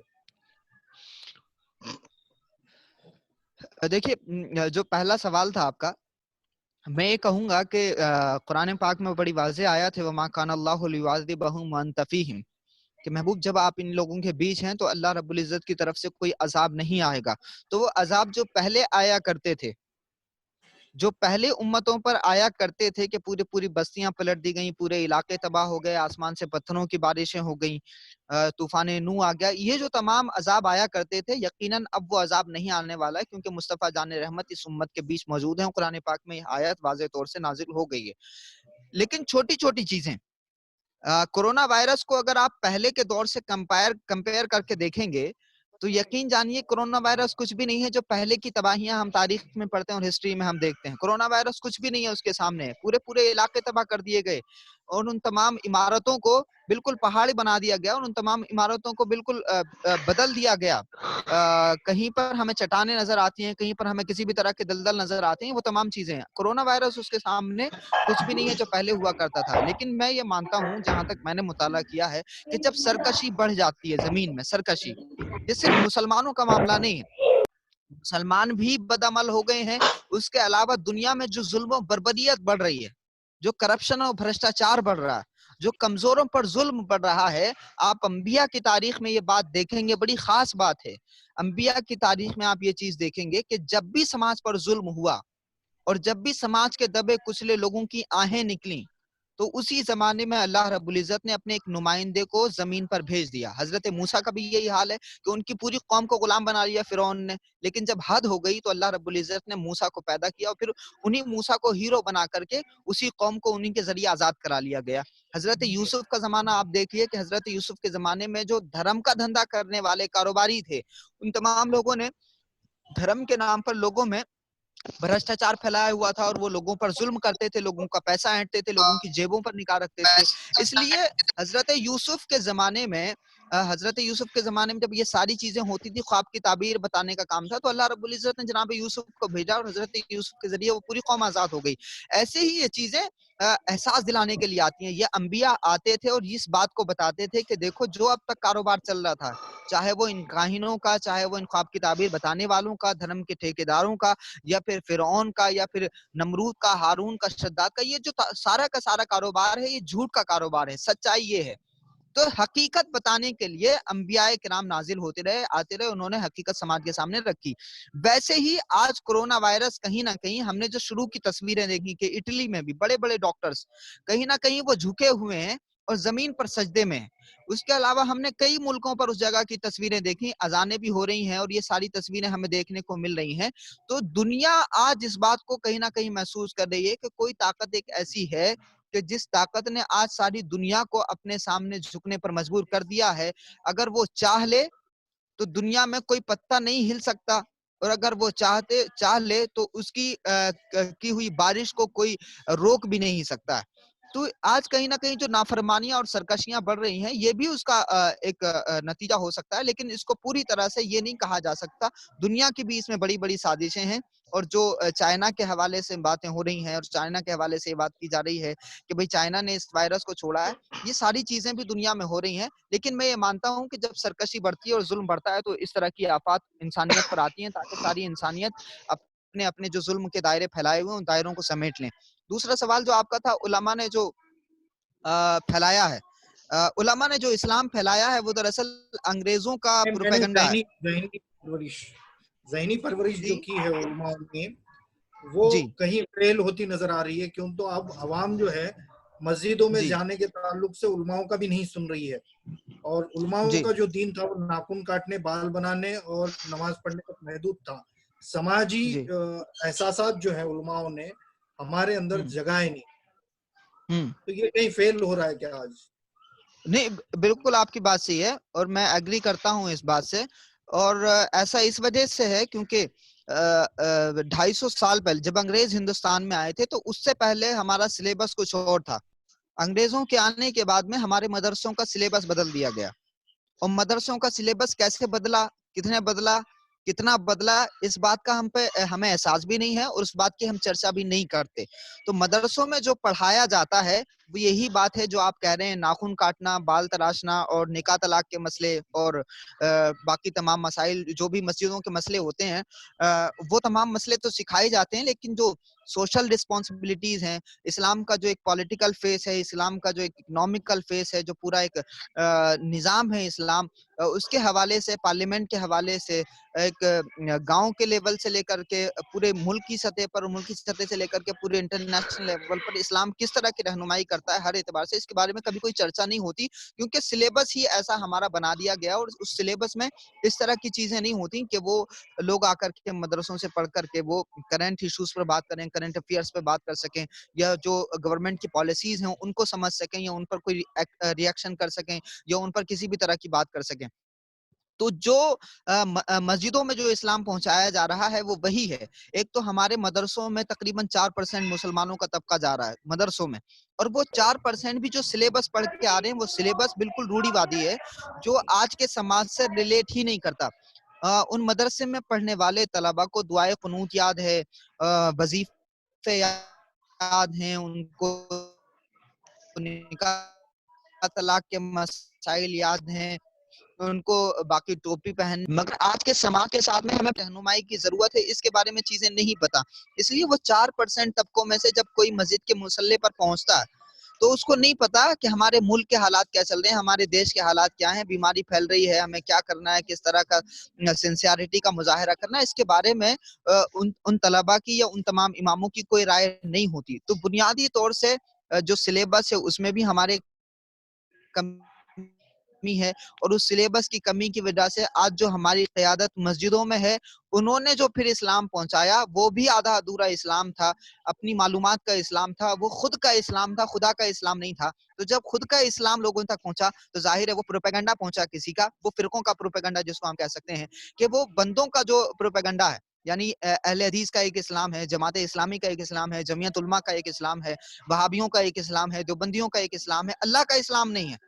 یہ سارا اسلام جو ہے انہوں نے فرقوں میں ڈائیورٹ کر دیا، اور یہ انگریزوں کی بڑی سازش تھی، اور اسی وجہ سے کہیں نہ کہیں آج بڑی سمسیاؤں کا سامنا ہمیں کرنا پڑ رہا ہے۔ اب جو لوگ لاجیکل بات کرتے ہیں، جو لوگ ریشنل بات کرتے ہیں، جو لوگ زمینی بات کرتے ہیں، ان کو دہریہ ثابت کر دیا جاتا ہے، ان کو نیچری کہا جاتا ہے، ان کو کہا جاتا ہے کہ بھئی یہ لوگ جو ہیں ان کے ایمان میں کمزوری ہے، جیسے سر سید کو کہا گیا ہے، جیسے علامہ اقبال کو کہا گیا، ویسے ہی آج کے دور میں اگر کوئی یہ بات کہتا ہے کہ بیماری چھوا چھوت کی ہے، بڑھ رہی ہے، آپ تھوڑا سا لاجک پہ بھی دھیان دیجئے، ریشنلائزیشن کے دور میں ہم جی رہے ہیں، اس طرح کی ریشنل چیزوں پر بھی دھیان دیجئے، تو کہہ دیا رہا تھا بھئی آپ کا تو ایمان کمزور ہے۔ تو یہ جو ساری چیزیں ہیں، سماج پر اس کا بڑا گہرا اثر پڑا، کیونکہ سماج ٹوپی اور داڑھیوں کو مانتا ہے، ایک حلیے کا نام جو بنا دیا گیا کہ بھئی یہ حلیہ جو ہے یہ اسلام کا حلیہ ہے، اگر آپ کوٹ پینٹ پہن رہے ہیں یا پینٹ شرٹ پہن رہے ہیں تو یہ مسلمان نہیں ہے، اور یہ اس طرح کا جو لوگ حلیہ بنائے رکھتے ہیں ان کا اسلام کمزور ہے. تو ان چیزوں سے بھی کہیں نہ کہیں سمسیائیں ہمارے یہاں بڑی ہیں. تو وہ لوگ جو کوٹ پینٹ پہن کر کے پوری اسلامی باتیں کر رہے ہیں ان کی صحیح باتوں کو بھی رد کر دیا جاتا ہے، اور جو لوگ اچھا حلیہ بنا کر کے شاندار ٹوپیاں پہن کر کے مہنگے جبے پہن کر کے جھوٹ بول رہے ہیں ان کے جھوٹ کو بھی سچ تسلیم کیا جاتا ہے. اور ہم سماج سے یہ اپیل کریں گے کہ ہم اسلام کا حصہ ہیں. تو جب ہم اسلام کا حصہ ہیں تو مسلمانوں سب کو ایکول رائٹ ٹو آل ہے، سب کو ذمہ داری ہے کہ سب لوگ مل کر کے قرآن بھی پڑھ سکتے ہیں، حدیث بھی پڑھ سکتے ہیں، اور سب مل کر کے اسلام کو سمجھ بھی سکتے ہیں. اور جب سب سمجھنے کی اپنی آنکھوں سے اور اپنی عقل سے کوشش کریں گے تو یقیناً ایک نتیجہ اچھا ضرور نکل سکتا ہے. السلام علیکم. السلام علیکم. وعلیکم السلام. مولانا صاحب ایک سوال تھا. ہم جی اسلام کو دنیا کے سامنے ہمارے عمل کے اعتبار سے لوگوں کو غیر مسلمان بھائیوں کو دکھانے میں سمجھانے میں کم گر گئے. جی اس اعتبار سے ہم کیا مسجد میں ہر جمعہ جی کے روز جی جب امام ممبر پر ٹھہر کے خطبہ پڑھتے ہیں ان سے پہلے جو جی بیانات ہوتے ہیں وہ بیانات کو ہم ہر اسٹیٹ کے لوکل لینگویج میں کر سکتے ہیں کیا، جو کہ ہر مسجد سے اسپیکر کے ذریعے لوگوں کے کانوں تک جی پہنچ سکتے ہیں، جو ایمان والے ہو غیر ایمان والے ہو، مسلمان ہو غیر مسلمان ہو. تو یہ ہم کر سکتے ہیں نہیں، کیا؟ بالکل کر سکتے ہیں اور ایسا ہونا چاہیے، کیونکہ جو سماج ہمارے ساتھ میں جی رہا ہے اس کو کہیں نہ کہیں اس بات کا احساس ہو گیا کہ یہ اسامہ بن لادن اور یہ طالبان اور یہ القاعدہ اور یہ جماعت الدعوہ اور یہ آئیسس یہی سارے لوگ ہیں اور اسی طرح کا اسلام ہے. جبکہ اسلام کی وہ سچائی نہیں ہے جو ان ساری تحریکوں میں دکھائی دیتی ہے، دہشت گرد تنظیموں میں دکھائی دیتی ہے. اسلام کی سچائی یہ ہے جو ہمیں حضرت محبوب الہی نظام الدین کے آنگن میں اور حضرت شمنا میرا کے آنگن میں دکھائی دیتی ہے کہ ان کے دروازوں پر اور ان کی درگاہوں پر کسی بھی طرح کا کوئی بھید بھاؤ نہیں ہوتا، ہندو مسلم کی کوئی تقسیم نہیں ہوتی، سب کو بلایا جاتا ہے، سب وہاں جاتے ہیں، کسی کو روکا نہیں جاتا. لیکن مسجدوں کو کہیں نہ کہیں مسجدوں کا مزاج بدل دیا گیا. ہمارے نبی نے مسجدوں میں قیدیوں کو بلایا، جن جنگوں میں مسجدوں کو پکڑ لیا مسجدوں میں قیدیوں کو پکڑ لیا جاتا تھا جنگوں میں، تو ان تمام قیدیوں کو اللہ کے رسول مسجد میں لاتے تھے، مسجد میں لا کر کے ان کو رکھتے تھے، اور حضور فرماتے تھے کہ میری اونٹنی کا دودھ مجھے پلانے سے پہلے ان قیدیوں کو پلائیے. آپ ذرا سوچیے کہ وہ لوگ جو مارنے کے لیے آئے ہیں، جو قتل کرنے کے لیے آئے ہیں، جو حضور کی گردن کاٹنے کے لیے آئے ہیں، جب حضور نے ان پر قبضہ کر لیا تو رسول اللہ نے ان کو اپنے پینے سے پہلے دودھ پلایا. یہ کیا تھا؟ یہ وہی رویہ جو سوال آپ کر رہے ہیں، کیا ہم ایسا کر سکتے ہیں؟ ایسا حضور نے کیا ہے، تبھی لوگوں کے دلوں میں سچائی پہنچی کہ ان کو ہم اپنی مسجدوں میں لے کے آئے، اور انہیں ہم نے یہ دکھایا کہ دیکھو تم جس کو مانتے ہو وہ بادشاہ تمہیں اپنے ساتھ کھڑا نہیں کرتا، اس بادشاہ کے ساتھ تم کھڑے نہیں ہو سکتے. لیکن جب ہمارے یہاں نماز ہوتی ہے تو ابو بکر ہوں یا حضرت بلال حبشی ہوں، مالدار عثمان غنی ہوں یا غلام عمار بن یاسر ہوں، سب ایک ہی صف میں کھڑے ہو جاتے ہیں. تو جب یہ خوبصورت منظر وہ ہماری مسجدوں میں آ کر کے دیکھتے تھے تو ان کے دل میں محبت بیٹھ جاتی تھی. تو یہ کام تو آج ہونا چاہیے کہ ہماری مسجدوں میں جو امام حضرات ہیں وہ اس طرح کے میسج دیں، وہ اس طرح کے پیغام دیں، تاکہ وہ میسج مسلمانوں میں بھی پہنچے، غیر مسلم بھائیوں میں بھی پہنچے. اور ہمارا تو کوئی پروپیگنڈا نہیں ہے کہ بھئی پردے کے پیچھے کچھ اور ہے، پردے کے سامنے کچھ اور ہے. لیکن سمسیا یہ ہے صاحب، ہمارے یہاں سمسیا یہ ہے، میں نے جو ابھی بات پہلے کہی کہ مدرسوں میں خدا کا اسلام کم پڑھایا جا رہا ہے، خود کا اسلام زیادہ پڑھایا جا رہا ہے. تو جو مسجدوں میں تقریریں ہوتی ہیں وہاں خدا سے بات شروع نہیں ہوتی، وہاں جو فرقے کے بڑے مولانا ہیں وہاں سے بات شروع ہوتی ہے. تو جب اس مولانا سے بات شروع ہوگی، یہ ایک ایسی کڑوی سچائی ہے، کچھ لوگوں کو بری لگ سکتی ہے لیکن ایک حقیقت میں بیان کر رہا ہوں. میں نے کالج میں، میں نے جامعہ میں اور جے این یو میں یہی ساری چیزیں دیکھی ہیں، سمجھنے کی کوشش کی ہے کہ آخر کمی کہاں رہ گئی ہے. اسلام تو بڑا خوبصورت ہے، نبی کی سیرت بڑی خوبصورت ہے، لیکن اس نبی کو ماننے والے آخر کمی کہاں کر رہے ہیں. تو مجھے یہ کمیاں نظر آتی ہیں. مسجدوں میں جو لوگ ہیں اگر ان کے اندر یہ صلاحیت ہے تو یقیناً اس کا بڑا اچھا فائدہ ہو سکتا ہے. لیکن آپ یقین جانیے کہ 8,000 روپے کی امامت کرنے والا ایک امام اتنی صلاحیت نہیں رکھتا کہ وہ مسلمانوں کے ساتھ ساتھ میں غیر مسلم بھائیوں تک بھی میسج اپنا کنوے کر سکے. اس لیے عوام کو بھی اس بات پر دھیان دینا ہوگا کہ جہاں آپ لاکھوں لاکھ کی مسجدیں بنا رہے ہیں، مسجدیں کم پیسے کی بنائیے، خوبصورت بنائیے، کم پیسے کی بنائیے، لیکن جو مسجد میں امام ہے اس کو تنخواہ اچھی دیجیے، اور جب آپ تنخواہ اچھی دیں اس کو تو پھر قابل امام رکھیے، لائق امام رکھیے، جس کی کوالیفیکیشن، جس کی ایجوکیشن بہت اچھی ہو، جو مذہب بھی جانتا ہو، جو قرآن بھی جانتا ہو، اور جو کانسٹیٹیوشن بھی جانتا ہو۔ تو جب ایسا بندہ آپ کی مسجد میں پہنچے گا تو یقین جانیے اس کی تقریر آپ وائرل کر سکتے ہیں، اس کی تقریر کو سنانے کے لیے آپ دوسروں کو بلا بھی سکتے ہیں۔ لیکن آج کے جو لوگ ہیں جن کے پاس میں ہاف نالج ہے، اگر آپ ان کو بلا کر کے اپنی مسجدوں میں بٹھائیں گے، دوسروں تک ان کا میسج کنوے کریں گے، تو اس سے فائدہ کم نقصان زیادہ ہو جائے گا۔ مولانا صاحب ہلو جی، ہلو السلام علیکم وعلیکم سر، السلام۔ سلیم تیرداگر بات کر رہا ہوں۔ جی جی ہیلو، بولیے۔ ہاں سر، سلیم جی تیرداگر بات کر رہا ہوں۔ بولیے بولیے۔ اگر ابھی جو مدرسہ میں سکھایا جاتا ہے یہ syllabus I think out dated ہے پورا، یعنی کہ اس جی کا جی۔ کچھ ریئل لائف میں کوئی فائدہ نہیں۔ اگر مدرسے کے لوگ اور مدرسہ چلانے والے اگر اپڈیشن نہیں کر رہے تو اس طرح کے مدرسے کھولتے ہی کیوں ہیں؟ اور دوسری بات ہے کہ جس طریقے کا اسلام یہ لوگ بتا رہے ہیں، اگر میں یہ بات جانتا ہوں کہ اسلام میں اپڈیشن کا پورا حق ہے، یعنی کہ وقت کے ساتھ چلنا اسلام سکھاتا ہے، لیکن یہ لوگ جی اگر نہیں چل رہے ہیں تو اس طرح کے مدرسے کھولنے کا فائدہ کیا؟ میرا تو جی سیدھا یہ آروپ ہے کہ ان مولاناؤں نے اور انہوں نے ہمارے دھرم کو کھڈے میں ڈالا ہے۔ جی تو اس विचारा सलीम भाई प्रश्न विचारा مدرسے प्रश्न विचारा اس طرح کے ایک منٹ منیر بھائی، تو اس طرح کے مدرسوں کو کھولیے کیوں؟ اور ہمارے عوام، اور دوسرا سوال میرا یہ ہے کہ ہمارے عوام نئے شکشن سنستھاؤں کو آگے آنے کے لیے کیا کرنا چاہیے؟ دیکھیے، مدرسے ہیلو، بھی اگر کھل رہے ہیں تو وہ عوام کے چندے سے ہی کھل رہے ہیں۔ جو علماء مدرسے کھول رہے ہیں وہ آپ سے ہی چندہ لے کے جاتے ہیں۔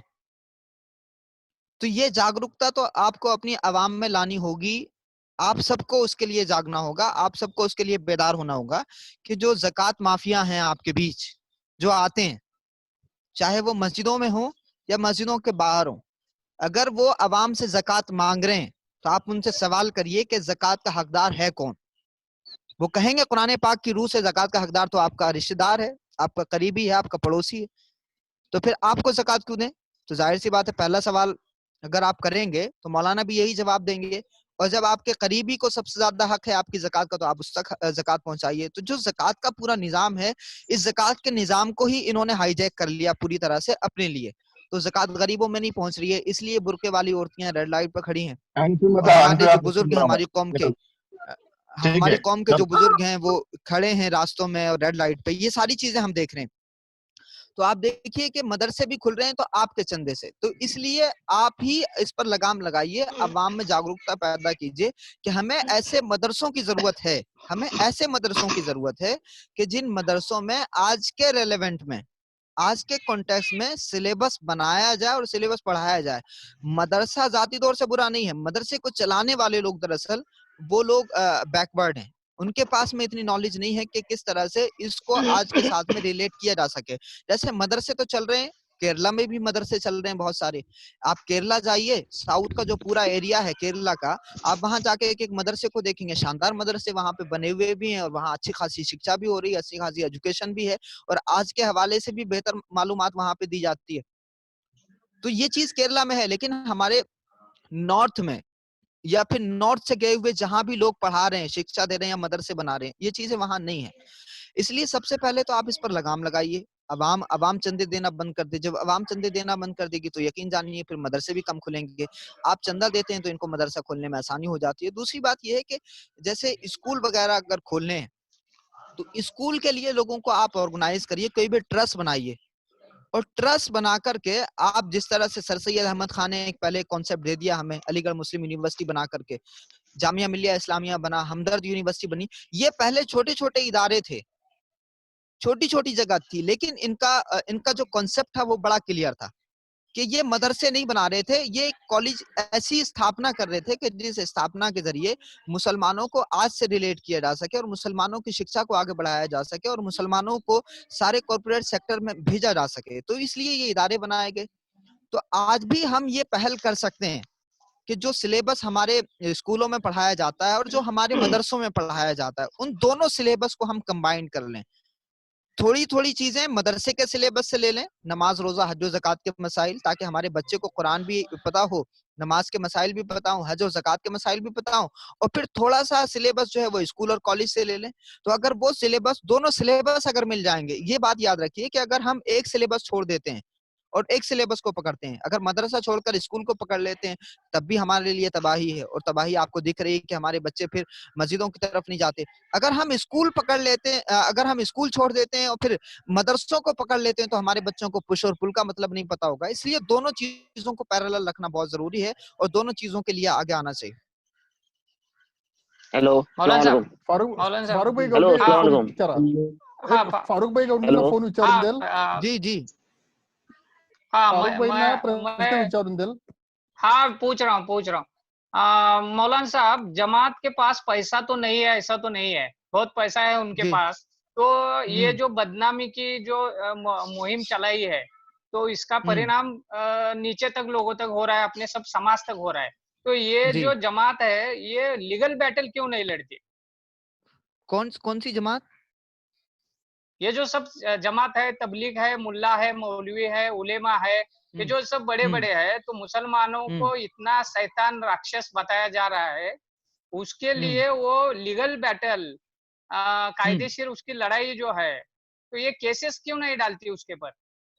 नहीं, देखिए एक बात तो बड़ी साफ है, मैं बार बार इस पर तवज्जो दिलाने की कोशिश कर रहा हूँ कि मुसलमानों में एक भारी संख्या ऐसी है जिसको लॉजिक से कोई मतलब नहीं है, जिसके लिए अदालतें, प्रशासन, शासन ये कोई माने नहीं रखता.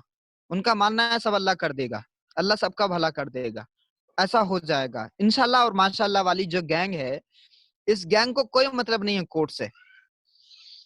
ये बड़े बड़े इज्तिमा करते हैं, इनके मुंह से एक लफ्ज नहीं निकलता ऐ अल्लाह हमारे मुल्क को तरक्की दे दे. इस तरह की कोई बात नहीं करते. ये वो गैंग है, इनको सिर्फ वो अल्लामा इकबाल ने एक बड़े बड़े अच्छे शेर कहे थे कि ज़मीर मगरिब है ताजिराना, ज़मीर मशरिक है राहिबाना, वहां दिगरगू है लहजा लहजा, यहाँ बदलता नहीं जमाना, पता नहीं क्या है नाम इसका, खुदा फरेबी के खुद फरेबी, अमल से फारिग हुआ मुसलमान बना के तकदीर का बहाना. सबसे बड़ी समस्या हमारी ये है कि हम तकदीर पे भरोसा करे बैठे हैं. और जो ये लोग हैं जो आज जिनके ऊपर आज उंगली उठाई जा रही है, ये वो तमाम लोग हैं जिनको सिर्फ इस बात पे भरोसा है. यहाँ राजनीति बदल गई, शाहबानो केस हो गया, अखलाक मार दिए गए, पहलू खान मार दिए गए, अफराजुल इस्लाम को जला दिया गया, नजीब की माँ दिल्ली में न्याय मांगते मांगते थक गई, मगर कोई आवाज नहीं उठी. आपको पता है क्यों? क्योंकि ये सिर्फ दुआओं पे भरोसा करते हैं. और दुआएं भी कैसी? जनाना दुआएं. अल्लाह के रसूल ने क्या कहा था? जंगे बदर में उतरो, उतर करके पूरी रणनीति बनाओ, और पूरी रणनीति बना करके फिर अल्लाह की बारगाह में सजदा करो और दुआ मांगो, तब फरिश्ते उतर के आते हैं. मगर हमारा हाल क्या है, और इन जैसी सो कॉल्ड तबलीगी जमात का हाल क्या है कि ये बदर में नहीं उतरेंगे, ये जंग में नहीं जाएंगे, कोई रणनीति नहीं बनाएंगे, सिर्फ दुआएं करेंगे. तो मुझे बताइए, सिर्फ दुआओं से क्या तकदीरें बदलने वाली हैं? तो नहीं बदलने वाली. आप ही लोग इनको सहयोग करते हैं. अवाम अगर इनसे सवाल पूछना शुरू कर दे, तो जैसे पॉलिटिशियंस डरते हैं सवालों से, जैसे पॉलिटिशियंस भागते हैं सही पत्रकारों से, वैसे ये मजहब के ठेकेदार भी ये मजबूर हो जाएंगे. लेकिन आप सवाल करें, जनता सवाल करें, मस्जिदों में सवाल करें, अगर कहीं जमात में तो वहां सवाल करें कि साहब इन तमाम हालात में जो हम जी रहे हैं, ये जो समस्याएं आ रही हैं, इनका समाधान कैसे होगा? आपकी खामोशी दरअसल इनके क्राइम को बढ़ावा दे रही है और इनके करप्शन को बढ़ावा दे रही है. ये जमातें इस वजह से नहीं लड़ रही हैं क्योंकि इनको पता है कि कोई हमसे सवाल करने वाला नहीं है. जब सवाल कोई करने वाला नहीं है, जब जवाबदेही किसी को नहीं देनी है, जब जवाबदेही किसी को नहीं देनी है, तो फिर ये किस लिए किसी भी तरह का जो है लीगल कदम उठाएंगे और पैसा खर्च करेंगे? तो इसलिए सबसे पहले आप लोग जागरूक हुइए, और सबसे पहले हमें सवाल करना होगा अवामी सतह पर. और ऐसा भी नहीं है कि सारे लोग खामोश बैठे हैं. जमीयत उलमा इसके लिए बहुत पहले से काम कर रही है. बहुत सारे लोग ऐसे हैं, बहुत सारे नाम ऐसे हैं जो लीगल तरीके से काम कर रहे हैं. मैं बहुत सारे वकीलों को जानता हूं जो कहीं ना कहीं लीगल लेवल पे इन तमाम रणनीतियों, इन तमाम प्रोपेगंडों के खिलाफ आवाज उठा रहे हैं. मायूस होने की भी जरूरत नहीं है, लेकिन बहुत ज्यादा हम खुश फहम भी नहीं हो सकते, बहुत ज्यादा खुश भी नहीं हो सकते, क्योंकि इस तरह की गंभीर समस्याएं भी हमारे सामने हैं कि लोग कुछ नहीं कर रहे हैं, आवाज ही नहीं उठा रहे हैं, खामोश ही रहते हैं हर मुद्दे पे, और उनकी खामोशी की वजह से आज कहीं ना कहीं उनकी गर्दन भी मरोड़ी जा रही है. हेलो जी अस्सलाम वालेकुम. वालेकुम हेलो, सलाम। अस्सलाम वालेकुम सर। वालेकुम सर, सलाम। मैं छोटे से गांव में रहता हूँ और मेरे गांव में एक 2 साल पहले एक तबलीगी भाई जो 4 महीने लगा के आए, तो उन्होंने जी हमें ऐसा कहा कि अगर कोई नॉन मुस्लिम भाई अगर इफ्तारी का खाना जी देता है, उसकी दावत देता है और हम शरीक होते जी। हैं, तो उनका कहना है हम्म। कि हमारा रोज़ा कबूल नहीं होता। इसके ऊपर आपकी अच्छा। राय है? और मेरा इसके साथ ही दूसरा सवाल ऐसा है कि मैं बचपन से जो गाँव में रहता हूँ, वहाँ तो मुस्लिम कम्युनिटी बहुत कम है, लेकिन यहाँ भाईचारे का बहुत अच्छा माहौल है।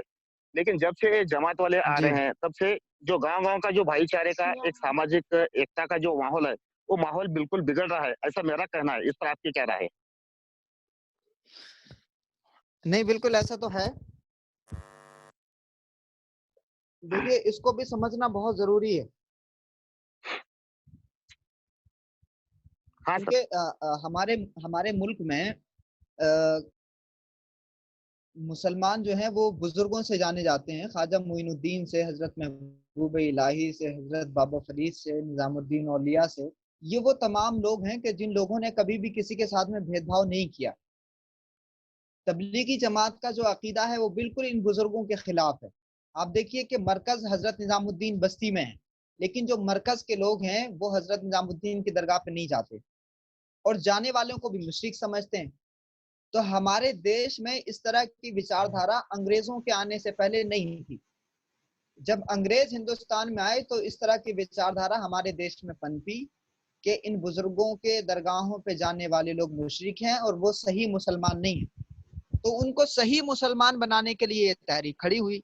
तो जब ये तहरीक खड़ी हुई तो सही मुसलमान कैसे बनेंगे? सही मुसलमान ऐसे बनेंगे कि गैर मुस्लिमों से हमारा ताल्लुक अच्छा नहीं होना चाहिए, क्योंकि वो कलमा नहीं पढ़ते। बुजुर्गों की क्या सोच थी? बुजुर्गों की सोच ये थी कि सब अल्लाह के बंदे हैं, हमारा ताल्लुक अच्छा होना चाहिए और इन अल्लाह के बंदों से जब हम मोहब्बतें करेंगे, जब करीब होंगे, जब इनसे प्यार करेंगे, तो फिर ये हमें भी मानेंगे और हमारे रब को भी मान लेंगे। इसी वजह से पूरा का पूरा जो एशिया था वो हजरत गरीब नवाज और हजरत गरीब नवाज के साथ साथ में बाकी जो तमाम लोग थे उनके हाथ पर वो इस्लाम ले आए। लेकिन जब से इस तरह की जमात शुरू हुई तो आप ये नहीं बता सकते हैं कि इतने लोगों को इन्होंने मुसलमान कर लिया, सिवाय ये कि जो पहले से मुसलमान हैं उनको ये चंद चीजें बताते हैं और उनको बहला फुसला करके ये अपने गिरोह में शामिल कर लेते हैं, अपने फिरके में शामिल कर लेते हैं। तो ये उनके फिरके में शामिल हो रहे हैं, उनके ग्रुप की संख्या बढ़ रही है। आप समझिए इस चीज को, ग्रुप की संख्या बढ़ रही है। तो इस तरह की जो मानसिकता हमारे देश में पनपी कि ये हिंदू हैं, ये काफिर हैं, इसका नतीजा क्या हुआ कि समाज में कहीं ना कहीं बंटवारा हो गया। महबूब इलाही ने क्या कहा था कि नहीं, सब अल्लाह के बंदे हैं, सबके साथ में बैठना चाहिए, उठना चाहिए, कोई मसला नहीं है किसी भी तरह का, सब अल्लाह के बंदे हैं। मोहब्बत दो इन तमाम कमजोरों को, गरीबों को, और आपकी मोहब्बत में जब ये गिरफ्तार होंगे तो कहीं ना कहीं आपको भी कबूल करेंगे और आपके खुदा को भी तस्लीम करेंगे। इसीलिए हजरत गरीब नवाज की दरगाह पर कभी भी किसी से किसी का धर्म नहीं पूछा जाता, निजामुद्दीन की दरगाह पर कभी किसी से धर्म नहीं पूछा जाता। महबूब इलाही के आंगन में या शमना मीरा की दरगाह पे जब भी लंगर बनता है तो उस लंगर में खाने वाले का धर्म नहीं देखा जाता, वो सबको बांटा जाता है। तो जब लंगर और दस्तरखान, जब खाना सबको खिलाया जा रहा था तो सबके दिलों में मोहब्बतें भी पहुंच रही थी। अब जब कॉन्सेप्ट इस तरह के आ गए कि तुम उनके यहाँ दावत में नहीं जा सकते, तुम उनका खाना नहीं खा सकते, तुम उनको खाना नहीं खिला सकते, और तुम अगर उनका खाना खा लोगे तो तुम्हारा रोजा कबूल नहीं होगा। तो जब से ये ठेकेदारी आ गई है दीन के नाम पर, खुदा के दीन में जब लोग ठेकेदार बन गए, तभी से हमारे समाज में बंटवारा शुरू हो गया। तो बांटने वाले लोग सिर्फ एक धर्म में नहीं है, इस बात को आप याद रखिए। बांटने वाले लोग दोनों तरफ हैं, और बांटने के लिए खड़ा करने वाले अंग्रेजों ने दोनों तरफ लोगों को खड़ा किया। हिंदुओं में भी कुछ लोगों को खड़ा किया और मुसलमानों में भी कुछ लोगों को खड़ा किया। हिंदुओं में भी कुछ लोगों ने मुसलमानों में बंटवारा किया और मुसलमानों में भी कुछ लोगों ने हिंदू मुस्लिम करके बंटवारा कर दिया, और नतीजा हम देख रहे हैं। इसलिए इस दौर में भी हम पुराने भारत की तरफ लौटें, जो कबीर का भारत है, जो मलिक मोहम्मद जायसी का भारत है, जो टीपू सुल्तान और शिवाजी महाराज का भारत है। साहू जी महाराज के यहाँ आप देखिए किस तरह से मोहब्बतें हैं, सावित्री बाई फुले और फातिमा शेख। उस जमाने में ये तमाम जमातें नहीं थी जब सावित्री बाई फुले और फातिमा शेख थी, वरना तो फतवा तो उस जमाने में भी दे दिया होता कि भाई फातिमा शेख सावित्री बाई फुले को कैसे वो दे सकती हैं, जमीन दे सकती हैं। आप रोजे की बात कर रहे हैं, उन्होंने पूरी जमीन उठा करके दे दी। तो उस जमाने में कोई इस तरह की जमात नहीं थी। अब नतीजा क्या हुआ कि आज जब हमें एकता की जरूरत है तो सावित्री बाई फुले और फातिमा शेख आइकॉन बन गई एकता के संबंध में। تو آج بھی ہمیں اسی محبت اور بھائی چارے کے دین کو آگے بڑھانا ہے۔ حضرت فاطمہ الزہرا یہودیوں کے یہاں حضور کی بیٹی شادیوں میں جایا کرتی تھیں، اگر وہ بلانے آتے تھے تو حضرت خدیجہ خود جایا کرتی تھیں دوسروں کے یہاں شادیوں میں جو دوسرے مذاہب کے لوگ ہیں۔ تو سماج میں ایک دوسرے سے کٹ کر نہیں رہا جا سکتا، سماج میں ایک دوسرے سے دشمنی کر کے نہیں رہا جا سکتا۔ ہمارے اور سب کے بیچ میں دو چیزیں، ایک چیز کامن ہے، ہمارے مذہب کے ہیں یا نہیں ہے، وہ انسان ہے، اور انسان کے ساتھ میں ہمیں انسانیت کا برتاؤ کرنا ہمارا دین سکھاتا ہے، اور ہم اپنے دین پر عمل کریں گے تو انشاءاللہ بھائی چارہ بڑھے گا۔ ڈاکٹر شیخ صاحب آپ سوال پوچھے۔ وعلیکم شیخ السلام صاحب جی سر، مولانا صاحب ایک بات پوچھنا تھا کہ دلی میں جو ایجوکیشنل اپورچونیٹی ہے جی اس کے بارے میں تھوڑا ہمیں گائیڈ کیجیے کہ ادھر کے لڑکوں کے لیے کیا اپورچونیٹی رہ سکتا ہے، مائنارٹی یونیورسٹی اور ادر یونیورسٹی۔ اچھا دیکھیے سبجیکٹ کو لے کر بات کریں گے تو اچھا رہے گا۔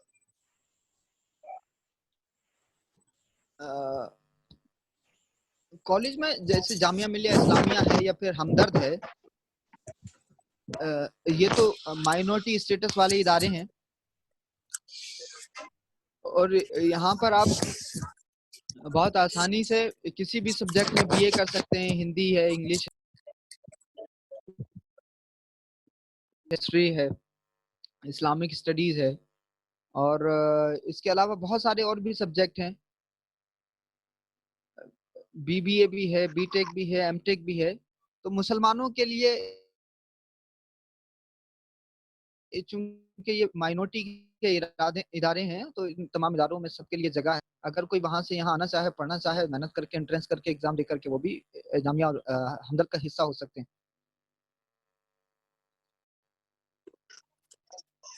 ہلو السلام علیکم۔ جی بولیے۔ ایک بات جو ہے ہمیشہ سے بحث کا حصہ رہی ہے کہ داڑھی جو ہے دین کا حصہ نہیں ہے، وہ عاشق رسول ہے، صرف اس لیے لوگ رکھتے ہیں۔ داڑھی کا کیا تصور ہے دین کے اندر؟ نہیں دیکھیے، سب سے پہلے تو حکمت سمجھیے، اللہ رب العزت نے اگر کہیں کوئی چیز رکھی ہے تو اس میں ضرور اس کی حکمت ہے۔ داڑھی مرد کی شان بھی ہے، اور یہ عورت کے چہرے پر اسی لیے نہیں آئی کہ آپ کنسیپٹ ذرا تصور کریے کہ عورت کے چہرے پر اگر داڑھی ہوتی تو کیسا عجیب سا لگتا، لیکن مرد کے چہرے پر داڑھی ہوتی ہے تو مرد خوبصورت ہوتا ہے اور مرد کی شان اور زیادہ بڑھ جاتی ہے۔ داڑھی کے سائز کے حوالے سے ڈیبیٹ ہوتی رہی ہے، اور ایسا نہیں ہے کہ کوئی داڑھی نہ رکھے اور وہ یہ کہے کہ بھئی میں تو عاشق رسول ہوں اور پھر بھی داڑھی کا انکار کرتا ہوں، تو یہ بات بھی صحیح نہیں ہے۔ اور جہاں تک یہ ہے کہ بھئی اگر کوئی داڑھی رکھے ہوئے ہے اور دنیا اس کو عاشق رسول مان رہی ہے، حالانکہ صرف داڑھی کی وجہ سے، تو یہ کانسیپٹ بھی غلط ہے۔ اللہ کے رسول کے زمانے میں داڑھیاں اکثر بڑی ہوا کرتی تھیں، بال بھی اکثر بڑے ہوا کرتے تھے، اور داڑھی اور بال کے بڑے ہونے کی وجہ یہ تھی کہ وہ جنگ کا زمانہ تھا، اور آپ نے دیکھا ہوگا، اگر جانتے ہوں آپ، تو بال جو ہے اس پر تلوار پھسل جاتی ہے۔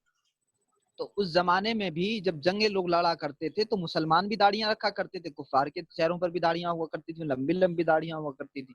تو اگر کوئی تلوار گردن پہ مارتا تھا، چاہے آگے سے مارے یا پیچھے سے مارے، تو وہ تلوار بالوں پر لگ کر کے پھسل جایا کرتی تھی، اس لیے وہ گردن محفوظ ہو جاتی تھی۔ تو اس زمانے کا رواج بھی تھا داڑھی کے رکھنے کا، لیکن اللہ کے رسول نے داڑھی کو پسند بھی فرمایا، داڑھی رکھنے والے صحابہ کو بھی پسند فرمایا، اور ایک صحابی جن کے چہرے پر 4-5 بال تھے، جب انہوں نے ان 4-5 بالوں کو بھی منڈا لیا تو اللہ کے رسول نے اس پہ ناراضگی کا مظاہرہ بھی کیا، جس سے یہ صاف طور سے سمجھ میں آتا ہے کہ اگر آپ داڑھی منڈاتے ہیں تو اللہ کے رسول اس پر ناراض ہوتے ہیں۔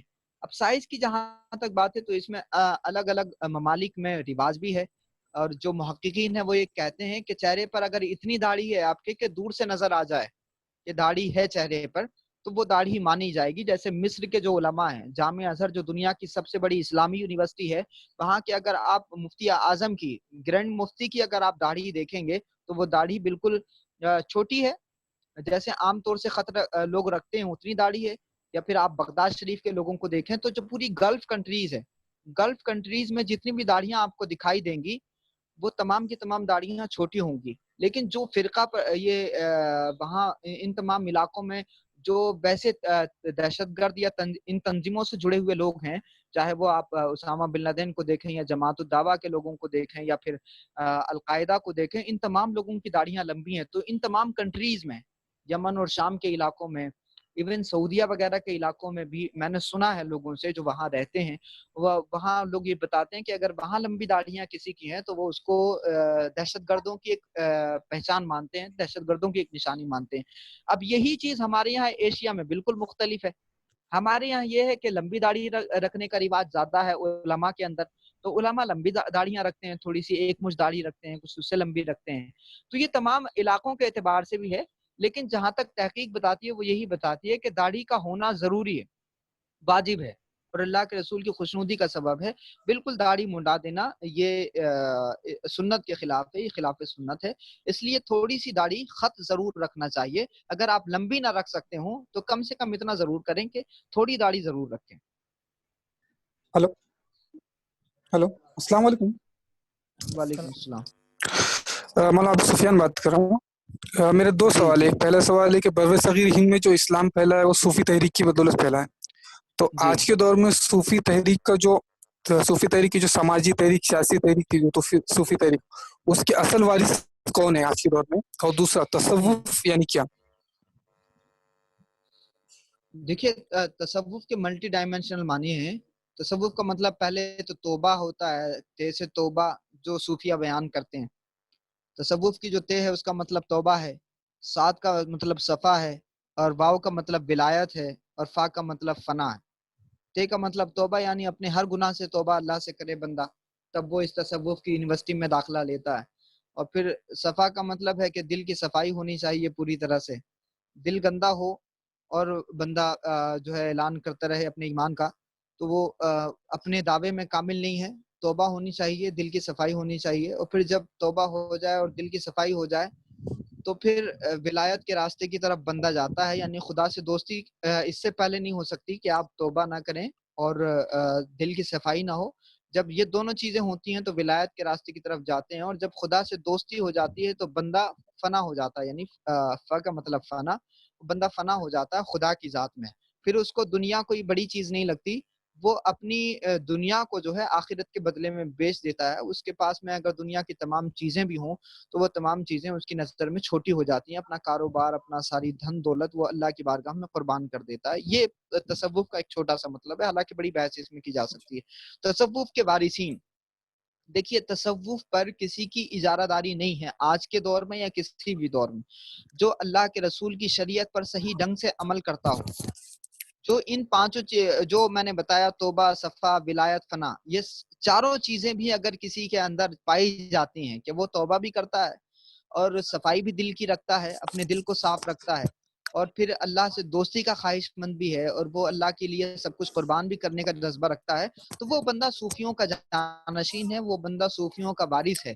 یہ بات یاد رکھیے کہ دل میں جذبات مچل رہے ہوں دنیا کمانے کے، اور کہیں نہ کہیں خواہش یہ بھی ہو کہ دنیا ہمیں صوفی کہے، تو ایسا بندہ صوفی نہیں ہو سکتا اور نہ صوفیوں کا وارث ہو سکتا ہے.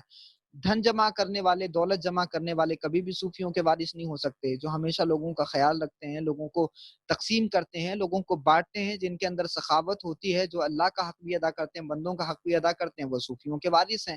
تو کوشش یہی کرنا چاہیے ہمیں. ایسے بہت سارے اللہ کے بندے ہیں جن کی وجہ سے آج بھی دنیا فیض حاصل کر رہی ہے. ایسے بہت سارے بندے ہیں کہ جو بندے آج بھی صوفیوں کے صحیح جانشین ہیں، اور وہ لوگوں میں بھائی چارہ، محبت، ایکتا، اللہ کا ڈر، خوف خدا، حضور سے محبت، اور یہی توبہ، صفا، ولایت، فنا کے یہ تمام قصے کہانیاں لوگوں کو سناتے ہیں، لوگوں کے دلوں کو تسکین پہنچاتے ہیں. ان کی بارگاہ میں پہنچنے سے لوگوں کے دل ٹھنڈے ہوتے ہیں، میاں بیوی کے جھگڑے ختم ہو جاتے ہیں، بیٹے اور باپ کے درمیان کے جو جھگڑے ہیں وہ ختم ہو جاتے ہیں. ایسے بہت سارے لوگ ہیں اس دنیا میں جو صوفیوں کی جانشینی کا حق ادا کر رہے ہیں. اور کوئی بھی اس راستے پہ اگر چلے گا تو یقیناً ہم کسی اور دھرم کے ماننے والے نہیں ہیں، ہم اسلام کے ماننے والے ہیں، کہ جہاں سب کو سجدہ کرنے کا حق بھی حاصل ہے، جہاں سب کو اپنے رب کو پکارنے کا حق بھی حاصل ہے. جو جس نیت کے ساتھ میں اور جو جس نے خلوص کے ساتھ میں پکارے گا، اللہ رب العزت اس کو اتنا ہی درجہ اور اتنا ہی مقام عطا فرمائے گا. جی سر، ایک کوشچن تھا. جی ہیلو. جی جی جی जी एक क्वेश्चन था सर, हमारे यहाँ मतलब धुलिया शहर में मस्जिदों के गुसल खाने के बाहर बोर्ड लगे हुए हैं कि गैर मजहबी को आने में पाबंदी है, इस्तेमाल नहीं कर सकते, तो इस्लाम के हिसाब से ये क्या मसला है? नहीं नहीं, ये देखिए, इस्लाम तो ह्यूमन वेलफेयर की बात करता है, इस्लाम लोगों जी की आसानी की बात करता है। अगर मान लीजिए कि वो मस्जिदों से बिल्कुल जुड़े हुए हैं और मस्जिदों से जुड़े हुए हैं, मैं एक हदीस आपको सुनाता हूँ इसके हवाले से कि एक सहाबी का बेटा गायब हो गया, वो खो गए, छोटे से थे वो, कहीं गायब हो गए। तो वो हुजूर की बारगाह में आए, क्या या रसूल अल्लाह दुआ कर दीजिए मेरा बच्चा मिल जाए। तो हुजूर से जैसे उन्होंने कहा, तो दूसरे सहाबी खड़े हुए कि या रसूल अल्लाह मैंने इनके बच्चे को वहां खेलते हुए देखा है। तो वो सहाबी उठे और अपने बच्चे की तरफ दौड़ने लगे। अल्लाह के रसूल ने उनको बुलाया और बुला करके पूछा कि अपने बेटे से बहुत मोहब्बत करते हो? कहा हाँ, बहुत मोहब्बत करता हूँ। कहा अच्छा जाओ और उसको बेटा कहकर ना पुकारना, उसको अपने नाम से पुकारना, उसको उसके नाम से पुकारना। तो सहाबी ने पूछा या रसूल अल्लाह ऐसा क्यों? तो हुजूर ने फरमाया कहीं ऐसा ना हो कि आपके बेटा कहने की वजह से जो कोई यतीम अगर वहां पे खेल रहा होगा तो शायद आपके बेटा कहने की वजह से उसके दिल को तकलीफ हो जाए। तो हुजूर लोगों के जज्बात का, बच्चों के जज्बात का, ह्यूमन रिस्पेक्ट का इतना ख्याल रखते हैं कि किसी के जज्बात को ठेस ना पहुंचे, एक लफ्ज कहने से भी किसी को तकलीफ ना हो जाए। तो आप जरा सोचिए कि इस्लाम किस कदर लोगों के जज्बात के एहतराम की बात करता है। तो अगर आपने कोई इस तरह के वॉशरूम बनाए हुए हैं, गुस्ल खाने बनाए हुए हैं मस्जिदों के बाहर, और वो दूसरे लोग भी उससे जा सकते हैं, तो पहली बात तो ये है कि आप या तो वहां उस जगह को ना बनाएं, और अगर आपने रोड पर बनाए हुए हैं तो जाहिर सी बात है अगर किसी को जरूरत होगी, किसी को हाजत होगी, तभी वो वहां जाएगा, और वो जरूरत से ही जाएगा। यकीनन ऐसी जगह है जहां जरूरत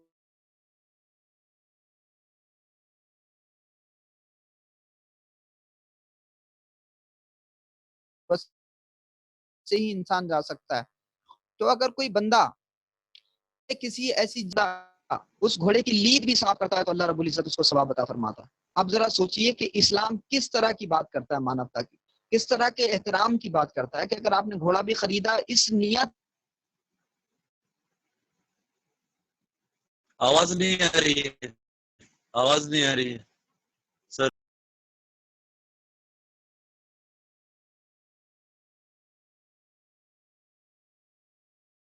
इस्लाम में ये चीजें बाज़ाब्ता प्रमोट की गई। अगर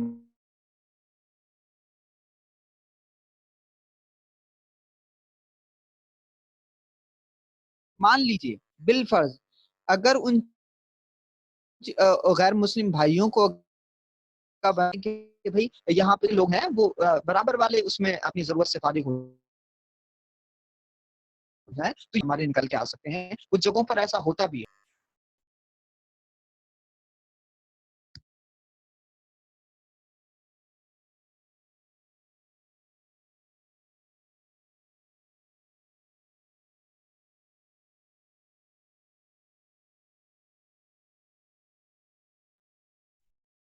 बहुतेक मौलाना साहेब डिस्कनेक्ट झालेले आहेत.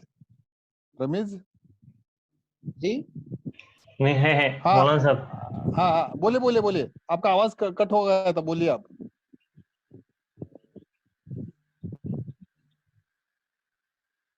अच्छा अच्छा, आ रही है आवाज अभी? आ रही है, आ रही है, बोलिए आप। अच्छा अच्छा, हाँ तो यही है कि लोगों के लिए आप कोई इमारत तो ऐसी बना ही सकते सेपरेट जो दूसरे लोग भी अपनी जरूरत पूरी कर सकें। पुढचा प्रश्न विचारा. अस्सलाम वालेकुम। वालेकुम अस्सलाम। जी मौलाना साहब, अभी जो दुनिया का सबसे बड़ा मदरसा है अल जामिया अल हज़र, वहाँ के जो पढ़ाने का जो पैटर्न है, अगर वो pattern as compare to India का जो मदारिस है, एज मतलब देवबंद का या हैदराबाद का जामिया निज़ाम है, उसमें क्या डिफरेंट है पैटर्न के अंदर?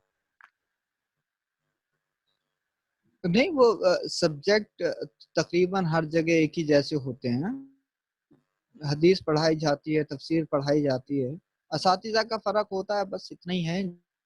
जैसे अभी हिंदुस्तान में बहुत सारी यूनिवर्सिटीज़ हैं अब महाराष्ट्र में जो यूनिवर्सिटी बनी हुई है तो वहाँ मराठी स्पेशल लैंग्वेज होती है, और दिल्ली में जो यूनिवर्सिटी बनी हुई होती है वहाँ उर्दू, हिंदी और इंग्लिश स्पेशल लैंग्वेज होती है। तो वैसे ही जब जामिया अजहर में पढ़ाई होती है तो Jamia Azhar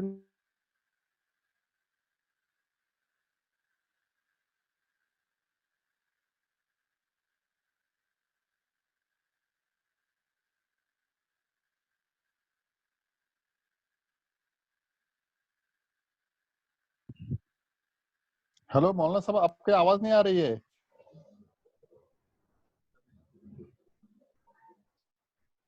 hello Ramesh, network problem आहे त्यांना, नेटवर्क गेलाय त्यांचं पूर्ण.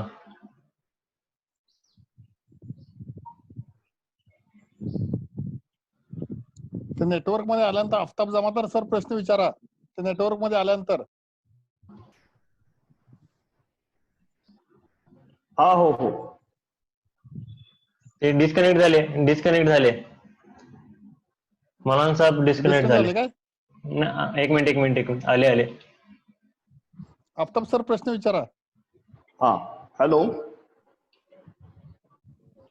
जी, हेलो मौलाना जी। हाँ, आज आपकी बातें सुनकर दिल को बहुत अच्छा लगा हमें। मैंने तो पहली बार ऐसे मौलाना दिखे जिनको दीन की अच्छी समझ है और साथ ही साथ जो लोगों को जोड़ने का भी काम करते हैं और जो संविधान की बात करते हैं और जो फातिमा शेख, सावित्रीबाई फुले और शाहू महाराज की बात करते हैं। तो आज मुझे बहुत ही अच्छा लगा इसके बारे में, और हमें आपके जैसे लोगों की जरूरत है आज समाज को, ऐसा लगता है। मेरा क्वेश्चन है कि जिहाद ये जो टर्म है इसके बारे में बहुत कंट्रोवर्सी होती रहती है, तो असल में ये जिहाद क्या है? देखिए, जिहाद का जो डिक्शनरी मीनिंग है वो जिद्दोजहद करना होता है, मतलब कोशिश करना, स्ट्रगल करना। समझ में आया आपको? हाँ। Hello yes. जी आया समझ में मैंने क्या बोला? हाँ यस। हेलो जी, हाँ बोलिए। जिहाद का मतलब है असल में स्ट्रगल करना, जिद्दोजहद करना। अब दो जिहाद का जो है दुनिया में मीडिया ने बड़ा ट्रायल किया बाज़ाब्ता, जैसे अभी तबलीगी जमात के नाम पे ट्रायल किया गया, वैसे ही इंटरनेशनल मीडिया ने जिहाद के शब्द को बहुत गलत तरीके से दुनिया के सामने पेश किया। इसी वजह से इस्लाम बदनाम हुआ, और मीडिया ने, ये जाहिर सी बात है, यूरोप के प्रोपेगेंडे पे ऐसा किया, और ये एक बड़ी पॉलिटिकल रणनीति का हिस्सा है। आप सुन रहे हैं मुझे? हाँ यस मौलाना जी बोलिए। जी, तो ये एक बड़ी पॉलिटिकल रणनीति का हिस्सा है। जिहाद के शब्द को इन्होंने बदनाम कर दिया, हालांकि जिहाद का मतलब ये है, अल्लाह के रसूल से किसी ने पूछा, एक सहाबी जब सारे के सारे लोग जंग से वापस आए तो हुजूर ने फरमाया कि अब जिहाद असगर से जिहाद अकबर की तरफ लौटते हैं, यानी छोटे जिहाद से बड़े जिहाद की तरफ। तो जंग से लौट करके आए हैं सहाबा, और हुजूर ने फरमाया कि अब पढ़ना, वजू करना, अल्लाह की इबादत करना। तो जो जिहाद का मतलब है, कुरान पाक में कई मर्तबा इस लफ्ज का इस्तेमाल, यानी अपने नफ्स से जिहाद करो। और नफ्स से जिहाद करने का मतलब यह है कि नफ्स तुम्हें बुराइयों की तरफ बुलाता है मगर तुम अच्छाइयों की तरफ जाओ। नफ्स तुम्हें अपनी अनानियत की तरफ बुलाता है मगर तुम अपने ईगो को कुचल करके लोगों की भलाई का काम करो। नफ्स तुम्हें तकब्बुर देता है मगर तुम्हें तकब्बुर नहीं करना चाहिए। आजिज़ी इंकिसारी के सजदे तुम्हें खुदा की बारगाह में करने चाहिए। रहो, नफ्स चाहता है कि लोग तुम्हें इज्जत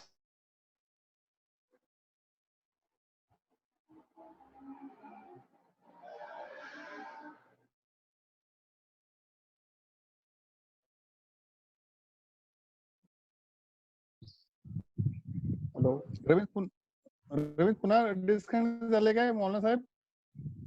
नेटवर्क कमी आहे त्यांचं, डिस्कनेक्ट होतंय. आपण कन्क्लूड करूया, लास्ट 2 मिनिट राहिलेत. हो. त्यांना कनेक्ट आले आभार मानूया. आले कनेक्ट झाले.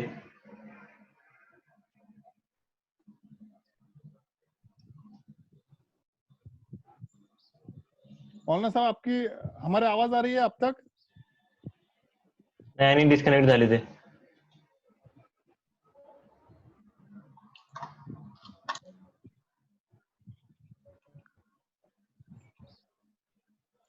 ते डिस्कनेक्ट झाले, पूर्णतः डिस्कनेक्ट झाले ते. रमेश कंक्लूड करा आता. हा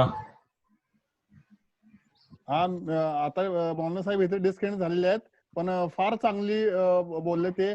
असं मौलानांनी असं गोष्ट सांगितली, असं विचार मांडले, हे मी सुद्धा आफताब सरांच्या सोबत मी सुद्धा पहिल्यांदाच ऐकलेले आहेत. मी सरांना नंतर फोन करून त्यांचे आभार मानेन सर्वांच्या वतीने. आणि आपण सर्वजण श्रोते इथे तास दीड तास थांबून ऐकला, त्याबद्दल आपलेही आभार. थँक्यू. मुनीर भाई अस्सलाम वालेकुम. वालेकुम सलाम. बोलो बोलो. पुणे से गुलफराज काजी बोल रहा हूँ. बोलो बोलो. ये जो अभी कैसे मैंने पहला सेशन अटेंड किया, ये अल्हम्दुलिल्लाह सुकून लगा. जो भी बात हुई, ऐसे सेशन को थोड़ा टाइम और थोड़ा बढ़ा के वक्त बढ़ा के लिया तो बेहतर होगा. रमजान का टाइम है इसलिए थोड़ा कम हो रहा है, वक्त नहीं मिल रहा. शुरू थोड़ा और थोड़ा जल्दी कर सकते हैं हम. देखेंगे इंशाल्लाह देखेंगे.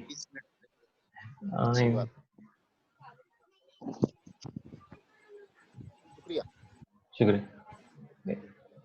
एंड करतोय मीटिंग. वेळ झाला रमेश? हा 1 मिनिट राहिले, एंड करतो मीटिंग. ठीक आहे. थँक्यू. सगळेजण उद्या भेटूया परत संध्याकाळी 5 वाजता. शुक्रिया.